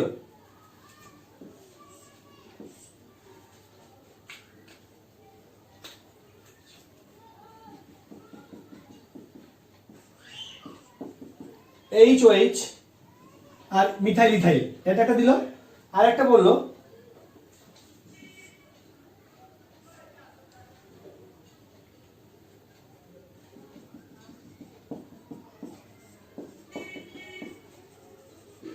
এই, এটা দিল। এবার এটা আমরা আবার আরএস নোমেনক্লেচার করে নেব। যদি খুব ভালো করে দেখি তাহলে কি দেখবো, এটা আমার 1 নম্বর গ্রুপ, এটা মিথাইল, এটা ইথাইল, তাহলে এটা 2 নম্বর গ্রুপ, এটা 3 নম্বর গ্রুপ, এটা 4 নম্বর গ্রুপ। তাহলে কি দাঁড়ালো, 1 2 3, খুব ইজি, 1 2 3, একেবারে নিটে খুব, নিট বা কম্পিটিটিভ এক্সামে খুব দ্রুত উইদিন সেকেন্ড করে যাবে। 1 2 3, তাহলে 1 2 3 কি রকম পাচ্ছি আমরা, অ্যান্টি ক্লকওয়াইজ, তাহলে এটা এস, এটা এস। এইবার আমরা এটার দিকে চলে গেলাম।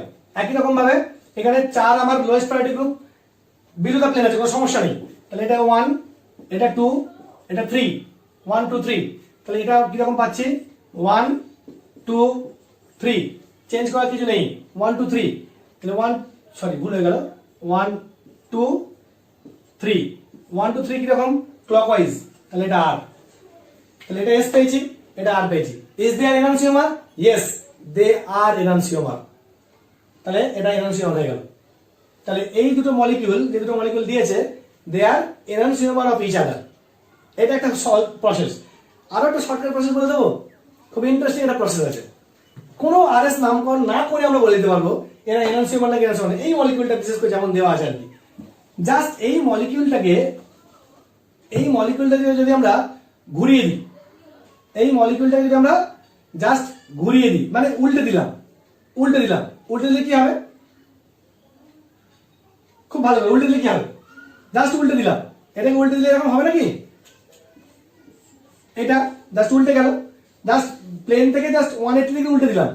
তাহলে উল্টে দিলে তোমার কি হওয়ার কথা, এই ওয়েজটা বিলো দ্য প্লেন আসার কথা, আর এইচটা অ্যাবভ দ্য প্লেন আসার কথা। তাহলে 180 ডিগ্রি রোটেশন পারমিটেড আছে, তাহলে মলিকিউলটাকে আমরা জাস্ট 180 ডিগ্রি রোটেট করে দিলাম, 180 রোটেট করে দিলাম, তাহলে যেটা অ্যাবভ দ্য প্লেন ছিল সেটা বিলো দ্য প্লেন চলে আসবে, যেটা বিলো দ্য প্লেন ছিল সেটা অ্যাবভ দ্য প্লেন চলে আসবে, কনফিগারেশন ঠিক থাকবে। তাহলে এটা এস হলে এটা এস হওয়ার কথা, বাট এটা আমাদের কি বেরিয়েছিল, এটা আমাদের আর বেরিয়েছিল। দেখো এখানে সিঙ্গেল এক্সচেঞ্জ হয়ে আছে, সিঙ্গেল এক্সচেঞ্জ, এই যে ও এইচটা above the plane, H below the plane, single exchange করলে আমরা এটা পেয়ে যাবো। তাহলে এটা যদি আমার এস হয়, 180 ডিগ্রি রোটেট করার পরে জাস্ট উল্টো দিকে নিলাম, এটা আমার এস হওয়ার কথা, কিন্তু অরিজিনালি যে মলিকিউলটা দেওয়া আছে এটার সঙ্গে তুলনা করলে সিঙ্গেল এক্সচেঞ্জ হয়ে আছে, সিঙ্গেল এক্সচেঞ্জ হলে কি হবে, এটা আর হবে, তাহলে এটা আর, তাহলে এটা এস, এটা আর, কিছু নামকরণ করলাম, বা এটা যা হবে এটা উল্টো হবে, সিঙ্গেল এক্সচেঞ্জ হয়ে আছে, তাহলে এটা এনানসিওমার হবে। না আরএস করলামই না, শুধু দেখে নিলাম, এটা যা হবে এটা তাই হওয়ার কথা, এখানে সিঙ্গেল এক্সচেঞ্জ হয়ে আছে, তাহলে উল্টো হবে। যদি এটা, যদি ধরে নাও আরএস করছি না, তাহলে এটা আর, ধরে নিচ্ছে আর, কিছু না করে এটা আর, উল্টালে এটা পাওয়ার কথা, কিন্তু এখানে দিয়েছে অন্য, সিঙ্গেল এক্সচেঞ্জ হয়ে আছে, বাকি সব সেম আছে। তাহলে সিঙ্গেল এক্সচেঞ্জ যেটা হয়, তাহলে এটা আর হলে এটা আর হওয়ার কথা, তাহলে এটা এস, তাহলে আর আর এস, তাহলে একে অপরের এনানসিওমার। খুব ইজি, কোনো নামকরণ করার দরকার নেই, জাস্ট মলিকিউলটা দেখে আমরা বলে দিতে পারবো। হলো। আচ্ছা, এবার কয়েকটা আমরা জটিল প্রবলেম নেব, কম্পিটিটিভ এক্সামের জন্য কয়েকটা জটিল প্রবলেম নেব। আমরা প্রায় ক্লাসের শেষের দিকে চলে এসেছি, আরএস নামকরণ আমরা খুব ডিটেলসে শিখে নিচ্ছি, একদম ক্লাসের শেষের দিকে চলে এসেছি। আমরা কয়েকটা জটিল প্রবলেম নেব। সাপোজ আমাদের একটা মলিকিউল দেওয়া আছে এমন, আচ্ছা ফিশার প্রজেকশনে কোনো যদি, অ্যাকচুয়ালি ফিশার প্রজেকশনে সাপোজ যদি এরকম থাকে এ বি সি ডি, এটা মানে হচ্ছে এটা 3 ডাইমেনশনাল ভিউ হচ্ছে যে এই দুটো হচ্ছে অ্যাবভ দ্য প্লেন আর এই দুটো হচ্ছে বিলো দ্য প্লেন, এটা হচ্ছে view D B A C. ফিশারকে ফ্লাইং হচ্ছে ডিরেক্টলি নিয়ে গেলে এটা হবে, যারা হরাইজন্টাল বন্ড তারা হচ্ছে অ্যাবভ দ্য প্লেন, আর যারা ভার্টিক্যাল বন্ড তারা হচ্ছে বিলো দ্য প্লেন। তাহলে আমরা এইটাকে কি করব, তাহলে একটা মলিকিউল আমার এমন দেওয়া আছে, সাপোজ মলিকিউলটা এমন দেওয়া আছে, কি রকম দেওয়া আছে না, কার্বন,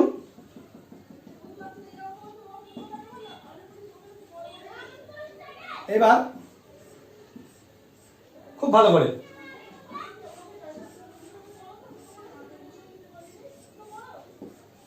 এটা দেওয়া আছে, এবার এখানে OH দেওয়া আছে,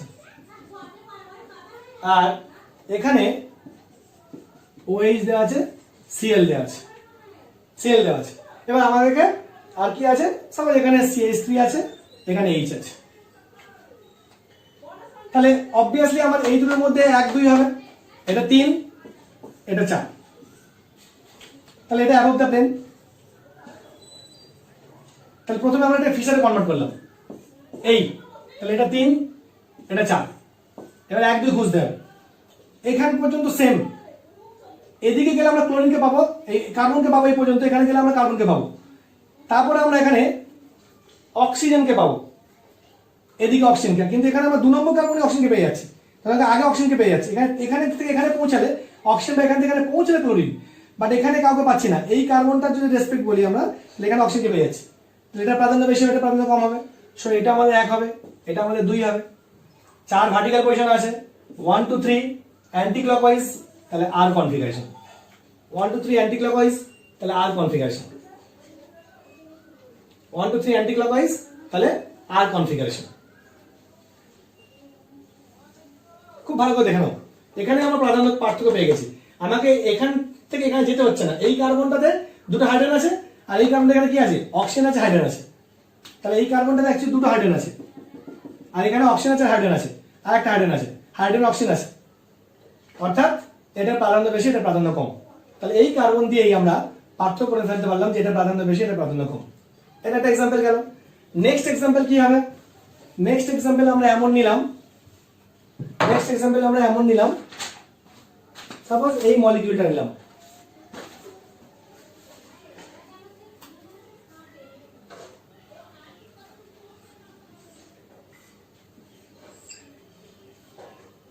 এখানে ক্লোরিন আছে,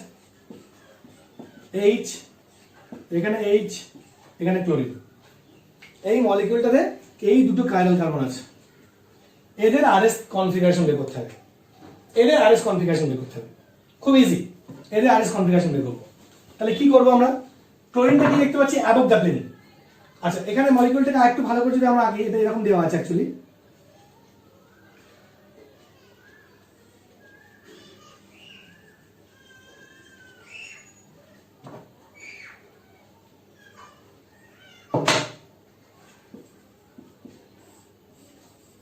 বনটা একটু চড়া করে দেওয়া আছে, মানে কি, মানে এটা হচ্ছে আমাদের দিকে, তাহলে এই অবস্থা এরকম দেওয়া আছে। তাহলে আমরা ফার্স্টে এই কাইরাল কার্বনটার কনফিগারেশন বের করবো। সাপোজ এটা আমাদের 1 নম্বর কার্বন, এটা আমাদের 2 নম্বর কার্বন, এই 1 নম্বর কার্বনটা কনফিগারেশন বের করবো। এখন এইটা যদি আমরা 4টে বন্ড দেখি, তাহলে ব্যাপারটা কিরকম আছে, এই উপরে ক্লোরিন, এই উপরে ক্লোরিন দেওয়া আছে, তারপরে এইদিকে আমাদের হাইড্রোজেন দেওয়া আছে, এইটা আমাদের দিকে আছে, এইটা আমাদের দিকে আছে, এদিকে কি আছে, এই দিকটা আছে, এই বন্ডটা, আর এই বন্ডটা আমাদের থেকে দূরে চলে যাচ্ছে, এই বন্ধনটা মানে এই দিকটা আমাদের থেকে দূরে চলে যাচ্ছে, তাহলে এটা আমরা এদিকে লিখলাম, তাহলে এটা আমাদের এদিকে আছে। খুব ভালো করে 1 নম্বর কার্বনে H, ক্লোরিনটা উপর দিকে, এইটা আমাদের দিকে, আর এই বন্ডটা পেছন দিকে। এবার এই বন্ধনে কি আছে, CH2, আর এদিকে কি আছে, CH, Cl, তাহলে এটা প্রাধান্য বেশি, তাহলে এটা হচ্ছে আমার ক্লোরিন 1 নম্বর হবে, এটা 4 নম্বর হবে, বা ABCD দিয়ে আমরা এবারে A D, তাহলে এইটার প্রাধান্য বেশি, কারণ এদিকে কি আছে, CH, Cl, আর এদিকে কি আছে, C, 2টো H, একটা কার্বন, তাহলে ক্লোরিনের প্রাধান্য বেশি, তাহলে এটা আমার হবে B, আর এটা হবে C, বিলো দ্য প্লেনটা হবে C। খুব ভালো করে, তাহলে ABC হলো।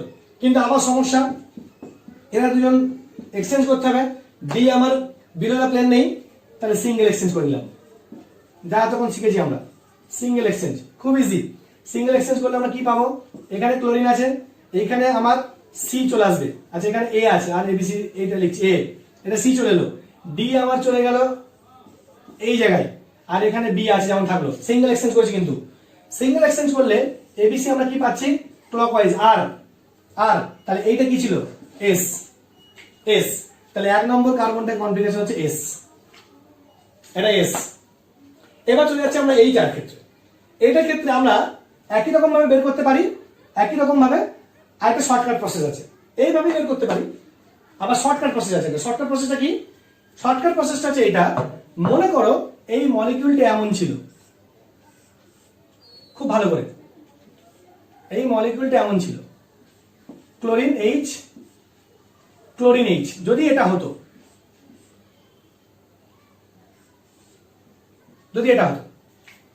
আচ্ছা এটা আমরা কি পেয়েছি, এস পেয়েছি, যদি এটা হতো, এটা বুঝলাম, এই পার্সেন্টটা আর লাগবে না, ঠিক আছে। তাহলে এখানে আমরা একটা প্লেন অফ সিমেট্রি পেলাম। প্লেন অফ সিমেট্রি যদি পাই আমরা, তাহলে এটা যদি এস হয় তাহলে এটা আর হওয়ার কথা। প্লেন অফ সিমেট্রি এটা এস হলে এটা আর হওয়ার কথা, মিরর ইমেজ। তাহলে এটা এস হলে এটা আর হওয়ার কথা। এখন এখানে উল্টো আছে, ক্লোরিন উপরে এইচ নিচে নেই, ক্লোরিন নিচে আছে এইচ উপরে আছে। তাহলে এখানে সিঙ্গেল এক্সচেঞ্জ হয়ে আছে। সিঙ্গেল এক্সচেঞ্জ যদি হয়ে থাকে, যেটা আর হবে সেটা এস হবে, তাহলে এই কার্বনটার কনফিগারেশনটাও পাবো আমরা এস। তাহলে আমাকে এত কষ্ট করতে হবে না, খুব ইজিলি করে ফেললাম।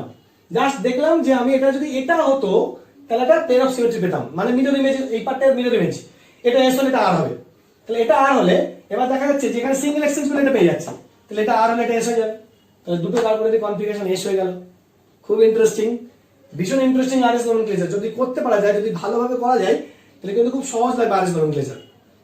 এটা আরো একটা এক্সাম্পল আমরা নিই, আরেকটা এক্সাম্পল আমরা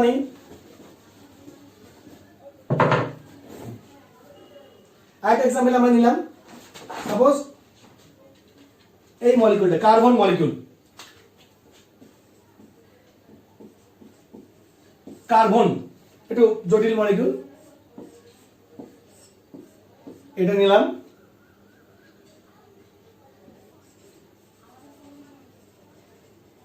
এটা নিলাম, এই এখানে ডাবল বন্ডও আছে। এইটা আমার কাইরাল কার্বন, এইটার আরএস, এই কার্বনটার আরএস কনফিগারেশন করতে হবে কার্বনটা। তাহলে অবভিয়াসলি এটা অ্যাবভ দ্য প্লেন, মানে এখানে একটা বিলো দ্য প্লেন আছে। কে আছে? হাইড্রোজেন আছে, বিলো দ্য প্লেনে হাইড্রোজেন আছে। একটু তাহলে এখানে বিলো দ্য প্লেনে যখন হাইড্রোজেন আছে, আমরা কি করব? প্রায়োরিটি দেব। তাহলে এটা আমার সবথেকে লোয়েস্ট প্রায়োরিটি, এইচ 4। এবার আমরা এদিকে দেখব, এইখানে কি আছে? Carbon, CH2, CH3। এখানে কার্বনের পরে কাকে পাচ্ছি? কার্বনকে, দুটো কার্বনকে, তিনটে কার্বনকে। আর এখানে কার্বনের সঙ্গে কাকে পাচ্ছি? দুটো হাইড্রোজেনকে পাচ্ছি। তাহলে এখানে কার্বনের সঙ্গে পাচ্ছি দুটো হাইড্রোজেনকে, এখানে কার্বনের সঙ্গে পাচ্ছি দুটো হাইড্রোজেনকে, এখানে কার্বনের সঙ্গে পাচ্ছি তিনটে কার্বন, কারণ ডাবল বন্ড মানে কার্বন রেপ্লিকেটেড হবে, তিনটে কার্বনকে। তাহলে এটার প্রাধান্য সবথেকে বেশি হবে, এই গ্রুপটার প্রাধান্য সবথেকে বেশি হবে, এটা 1 হয়ে যাবে। ভালো করে, কার্বন, এখানে কার্বনের সঙ্গে দুটো হাইড্রোজেন আছে, এখানে কার্বনের সঙ্গে দুটো হাইড্রোজেন আছে, আর এখানে কার্বনের সঙ্গে তিনটে কার্বন আছে, একটা কার্বন, ডাবল বন্ড মানে দুটো কার্বন হবে। তাহলে carbon carbon carbon carbon, hydrogen hydrogen carbon, hydrogen hydrogen carbon, তাহলে এটা প্রাধান্য বেশি হবে। এবার এই দুটো এদিকটাতে কার্বনের সঙ্গে হাইড্রোজেন হাইড্রোজেন কার্বন, এখানে হাইড্রোজেন হাইড্রোজেন কার্বন, বাট এরপর আছে দুটো অক্সিজেন, আর এখানে দুটো কার্বন একটা কার্বন, তিনটে কার্বন, তাহলে এদিকটার প্রাধান্য বেশি হবে। তাহলে এই পোর্শনটা হয়ে যাবে 3, 2, আর এই দিকের পোর্শনটা হয়ে যাবে 3। তাহলে আমার মলিকিউলটা কি দাঁড়ালো? মলিকিউলটা দাঁড়ালো এরকম দাঁড়ালো, এই দিকটা 2, এদিকটা 3, এদিকটা 1, এটা 1, 2, 3, 4কে নিয়ে আমরা ভাবছি না, 4 বিলো দ্য প্লেন আছে মানে আমাদের চিন্তা নেই। তাহলে 1 2 3, 1 2 3, and counter clockwise S, তাহলে এই কার্বনটা কি হবে? যে কার্বনটা দেওয়া ছিল কার্বন, এটা হচ্ছে S কার্বন, S কার্বন।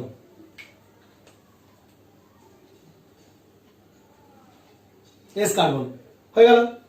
আচ্ছা, যদি মোর দ্যান 1 কাইরাল কার্বন দেওয়া থাকে, যদি মোর দ্যান 1 কাইরাল কার্বন দেওয়া থাকে তাহলে কি হবে? যদি মোর দ্যান 1 কাইরাল কার্বন দেওয়া থাকে তাহলে কি হবে? Suppose tartaric acid, COOH, HOH, HOH, COOH, এই দুটো কাইরাল কার্বনের আরএস কনফিগারেশন বের করতে হবে। নাম্বারিং করলাম উপর থেকে বা নিচের থেকে, 1 2 3 4 বা 1 2 3 4, দুটোই সেম প্রায়োরিটি গ্রুপ আছে। এবার 2 নম্বর গ্রুপটাকে যদি আমরা ভাঙি কি দাঁড়াবে?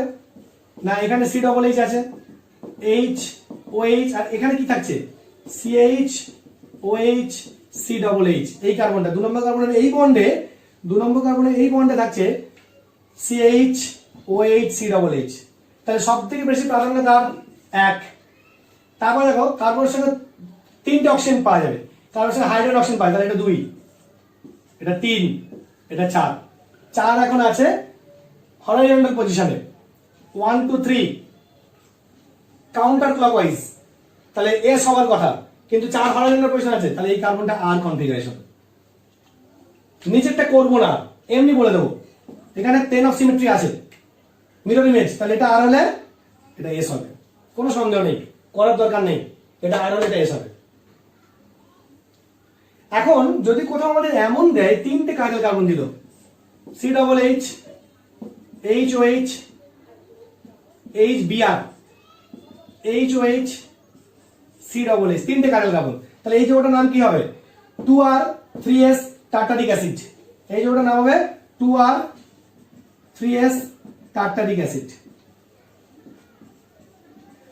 Tartaric acid. এখন 3টে কার্বন কার্বন দিল, এখানে আমার একটা প্লেন অফ সিমেট্রি আছে, এইখানে আমার একটা প্লেন অফ সিমেট্রি আছে, প্লেন অফ সিমেট্রি আছে। একটু আমরা যদি এই কার্বনটা নাম্বারিং করি আর আরএস নামকরণ করি, একটু আগে যেটা করলাম এটাই পাবো আমরা। উপরে এখানে OH, এখানে সি ডবল এইচ, এখানে আমার এইচ, আর এখানে পাচ্ছি আমরা CH বিআর, তার সঙ্গে আবার CH OH C double H. তাহলে এটা আমার A1, এটা 1। এখানে তিনটে অপশন পাবো, এখানে কিন্তু একটা ব্রোমিন পাবো, এই যে এই কারণে একটা ব্রোমিন আছে, তাহলে এটা 2, এটা 3, এটা 4। 4 আবার কোথায় আছে? 4 আবার আছে হরাইজন্টাল পজিশনে। তাহলে এটা যদি কন্ডিশন হয় তাহলে 1 2 3, 1 2 3 ক্লকওয়াইজ আর হবার কথা, তাহলে এস হয়ে যাবে, তাহলে এই কার্বনটা এস। এখন এইটার মিরর ইমেজ এইটা, এখানে যদি আমি প্লেন অফ সিমেট্রিটা ভাবি, তাহলে এটা যদি এস হয় তাহলে এটা আর হবে, এটা এস হলে এটা আর হবে। গন্ডগোল করবে 2 নম্বর কার্বন কার্বনটা, তার কনফিগারেশন কি হবে? তার যদি 2 নম্বর কার্বনটা ভাবে, খুব ইন্টারেস্টিং, এটা খুব ইন্টারেস্টিং। এই জায়গাটা দেখতে হবে, এই জায়গাটা ভালো করে বুঝতে হবে। 2 নম্বর কনফিগারেশনটা কি হবে? 2 নম্বর কার্বন কার্বনটা এটা, এটা কি আছে? এদিকে বিআর আছে, এদিকে এইচ আছে, উপরে যা আছে নিচে তাই আছে, উপরে যা আছে নিচে তাই আছে, তাহলে চেঞ্জ করা যাবে না। তখন আমরা দেখতে পাচ্ছি যে এটা এস, এটা আর কনফিগারেশন, কিন্তু এখানে কার্বন আছে, এখানে কার্বন আছে, এটা ব্রোমিন আছে, তাহলে ব্রোমিনটা আমার 1 নম্বর হয়ে গেল। এই দুজনের মধ্যে কাকে প্রাধান্য দেবো? এটা 4 নম্বর হলো। এই দুজনের মধ্যে যখন প্রাধান্য দেব তখন মানে সিআইপি রুল বলছে R will get preference over S, R S এর থেকে বেশি প্রাধান্য পাবে। তাহলে এটা আমার হয়ে যাবে 2, এটা হয়ে যাবে 3। যখন একই গ্রুপে একজন আর কনফিগারেশন, একজন এস কনফিগারেশন, তখন R will get preference over S. খুব ইন্টারেস্টিং। তাহলে এটা 2 হয়ে গেল, এটা 3 হয়ে গেল, এটা 4।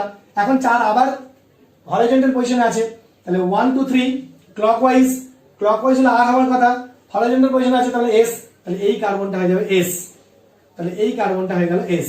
তাহলে প্রথমটা এস, তারপরটা এস, তারপরটা। খুব ইন্টারেস্টিং। তাহলে আমাদের সবগুলো কার্বনকে ধরে ধরে তার আইউ এই আরএস নমেনক্লেচার বের করতে হবে। আজকের জন্য আমাদের লাস্ট এক্সাম্পল এইটা পরে আমরা আজকে ক্লাস শেষ করব। আর 2-3টে কাজ আমি দেব হোমওয়ার্ক হিসেবে, যেটা আমরা পরের ক্লাসে আলোচনা করতে পারি। লাস্ট মলিকিউল, লাস্ট মলিকিউল কি রকম? CH3 H Cl, CH3 OH H। আচ্ছা, এটাকে আমি ডিরেক্টলি করাবো, আবার ফিশারে কনভার্ট করেও করাবো, দুটোই করাবো। যখন ডিরেক্টলি করব, এই 1 নম্বর কার্বনটা, আচ্ছা এটা আমার 1 নম্বর কার্বন, এটা 2 নম্বর, এটা 3 নম্বর, এটা 4 নম্বর, ইউপ্যাকের নামকরণ অনুযায়ী এখানে কার্যকরী গ্রুপ OH আছে। আর আমরা প্রথম 3 নম্বর কার্বনটার ক্ষেত্রে আমরা এটার আরএস নোমেনক্লেচার করি। তাহলে ক্লোরিন আছে, তাহলে এটা আমার A। এবার এদিকে আছে কার্বন, এদিকেও কার্বন, কিন্তু কার্বন হাইড্রোজেন এখানে অপশন আছে, তাহলে এদিকেরটা হচ্ছে B, এটা C, এটা D। তাহলে কি দাঁড়ালো? তাহলে আমি যদি এটাকে দেখি, তাহলে এটা এরকম দাঁড়ালো, এটা D, এটা A, এটা B, এটা C, এই দাঁড়িয়েছে। ডি কিন্তু আমার ভার্টিক্যাল পজিশন, মানে বিলো দ্য প্লেন নেই, তাহলে সিঙ্গেল এক্সচেঞ্জ করব। সিঙ্গেল এক্সচেঞ্জ করে নিয়ে,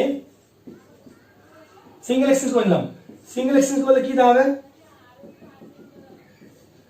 সি যেমন থাকলো থাকলো, বি থাকলো, এটাকে আমি এখানে পাঠালাম আর ডিটাকে এখানে নিয়ে এলাম। যখন ডিটা আমার বিলোতে প্লেন চলে গেল, এবার আমি দেখবো ABC, ABC clockwise, ABC clockwise, তার মানে এটা আর, কিন্তু আমি সিঙ্গেল এক্সচেঞ্জ করেছি, তাহলে এটা এস, এটা এস, তাহলে এই কার্বনটা হবে এস, 3 নম্বর কার্বনটা এস। ঠিক একই রকম আমি 2 নম্বর কার্বন দিকে যদি আমরা তাকাই, তাহলে এটা আমার এ, অবভিয়াসলি এদিকে এটা বি, এটা সি, এটা ডি, তাহলে এটা কিরকম দাঁড়াচ্ছে, এটা দাঁড়াচ্ছে এরকম,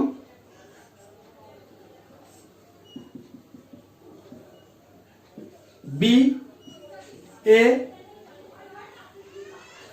D C, ABC, ABC, D আমার বিলো প্লেন আছে, চিন্তা নেই, এবিসি ক্লকওয়াইজ, ক্লকওয়াইজ মানে আর, তাহলে আমি 2 নম্বর কার্বনটা আর পেলাম, 3 নম্বর কার্বনটা এস পেলাম, 2 নম্বর কার্বনটা আর পেলাম, 3 নম্বর কার্বনটা এস পেলাম, 2R3S কি হবে, 3 ক্লোরো বিউটান 2 অল বা 2 বিউটানল, 2 বিউটানল বা বিউটান 2 অল, 2R3S বিউটান 2 অল। এখানে কিন্তু কোনো এক্সচেঞ্জ করতে হয়নি, তাহলে এটা আর পেয়েছি মানে এই কার্বনটা আর হবে, তাহলে এই কার্বনটা আর হবে। এটা একটা উপায়। আরেকটা উপায় হচ্ছে আমি এটাকে পুরোটাকে ফিশারে কনভার্ট করব, পুরোটাকে ফিশারে কনভার্ট করব, করে নিয়ে করতে পারি। এটাকে ফিশারে কনভার্ট করাটা আমি করে দিচ্ছি, তোমরা এটা আরএস নোমেনক্লেচারে করবে, আমি শুধু ফিশারে কনভার্টটা করে দিচ্ছি। এই মলিকিউলটাকে ফিশারে কনভার্ট করতে গেলে আমাকে এই অবস্থায় আনতে হবে খুব ভালো করে। তাহলে আমাকে এই বন্ডটাকে এখানে ঘোরাতে হবে, এই বন্ডটাকে এখানে ঘোরাতে হবে, তাহলে এই বন্ডটা এখানে ঘুরলে উপরে CH3 যাবে, এই বন্ডটা এখানে ঘুরলে নিচে CH3 আসবে, এটা এদিক ঘুরলে H এদিক চলে আসবে, HCl, এটা এদিক ঘুরলে OH এদিকে যাবে, OH H, এই দাঁড়ালো। এইবার এটা আরএস নোমেনক্লেচার করবে, করে দেখবে যে তোমার এটা এস আসবে, এটা আর আসবে, একই নামকরণ আসবে। এটা হলো একটা হোমওয়ার্ক আমি দিয়ে রাখি, পরের দিন আমরা চেক করব যে তারা হোমওয়ার্ক নাকি এনান্সিওমার। এটা বোঝা গেছে, এখান থেকে আমরা আরএস নোমেনক্লেচার করতে পারি, উইদিন এ সেকেন্ড আমরা কনভার্ট করে দিলাম, তারপর এখান থেকে আমরা খুব সহজে আরএস নোমেনক্লেচার করে নেব। একটা আমি হোমওয়ার্ক দিয়ে রাখছি যে এটা আরএস নোমেনক্লেচার করবে, একটা বা দুটো দিয়ে রাখি। ফার্স্ট ওয়ান হচ্ছে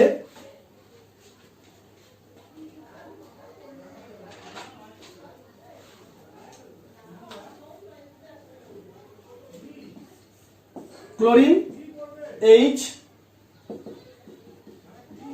Br F and সহজ দিয়েছি HF BrCl।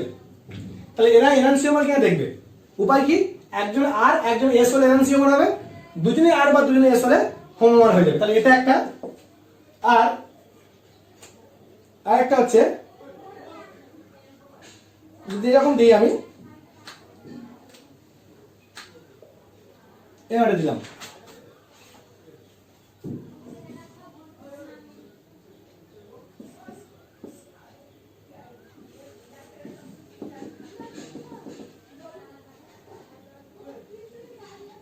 আচ্ছা এটা আরএস নোমেনক্লেচার করবে, এই যৌগটার আরএস নোমেনক্লেচার করবে,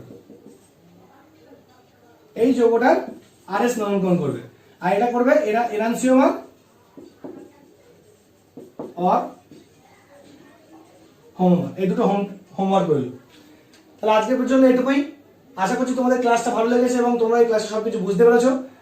যদি বুঝতে পারো তাহলে অবশ্যই এই ক্লাসটাকে লাইক করবে, শেয়ার করবে এবং অবশ্যই আমার রেজোনেন্স ওয়ার্ল্ড চ্যানেলটাকে সাবস্ক্রাইব করবে এবং বন্ধুদের কাছে শেয়ার করবে, সবাইকে এটাকে দেখতে বলবে, তাতে তোমাদের যত কম্পিটিটিভ এক্সামগুলো আছে অনেক সহজে আমরা আরএস নোমেনক্লেচার বের করার ট্রিক্স গুলো শিখিয়ে দেওয়া আছে, খুব ইজিলি আমরা আরএস নোমেনক্লেচার গুলো বের করতে পারবো। সুতরাং তোমরা ক্লাসটা ভালো করে ফলো করবে, খুব মন দিয়ে ক্লাসটা দেখবে এবং প্রয়োজন হলে বারবার ভিডিওটা দেখবে এবং অবশ্যই রেজোনেন্স ওয়ার্ল্ডের এই ভিডিওটাকে সাবস্ক্রাইব করবে। Thank you.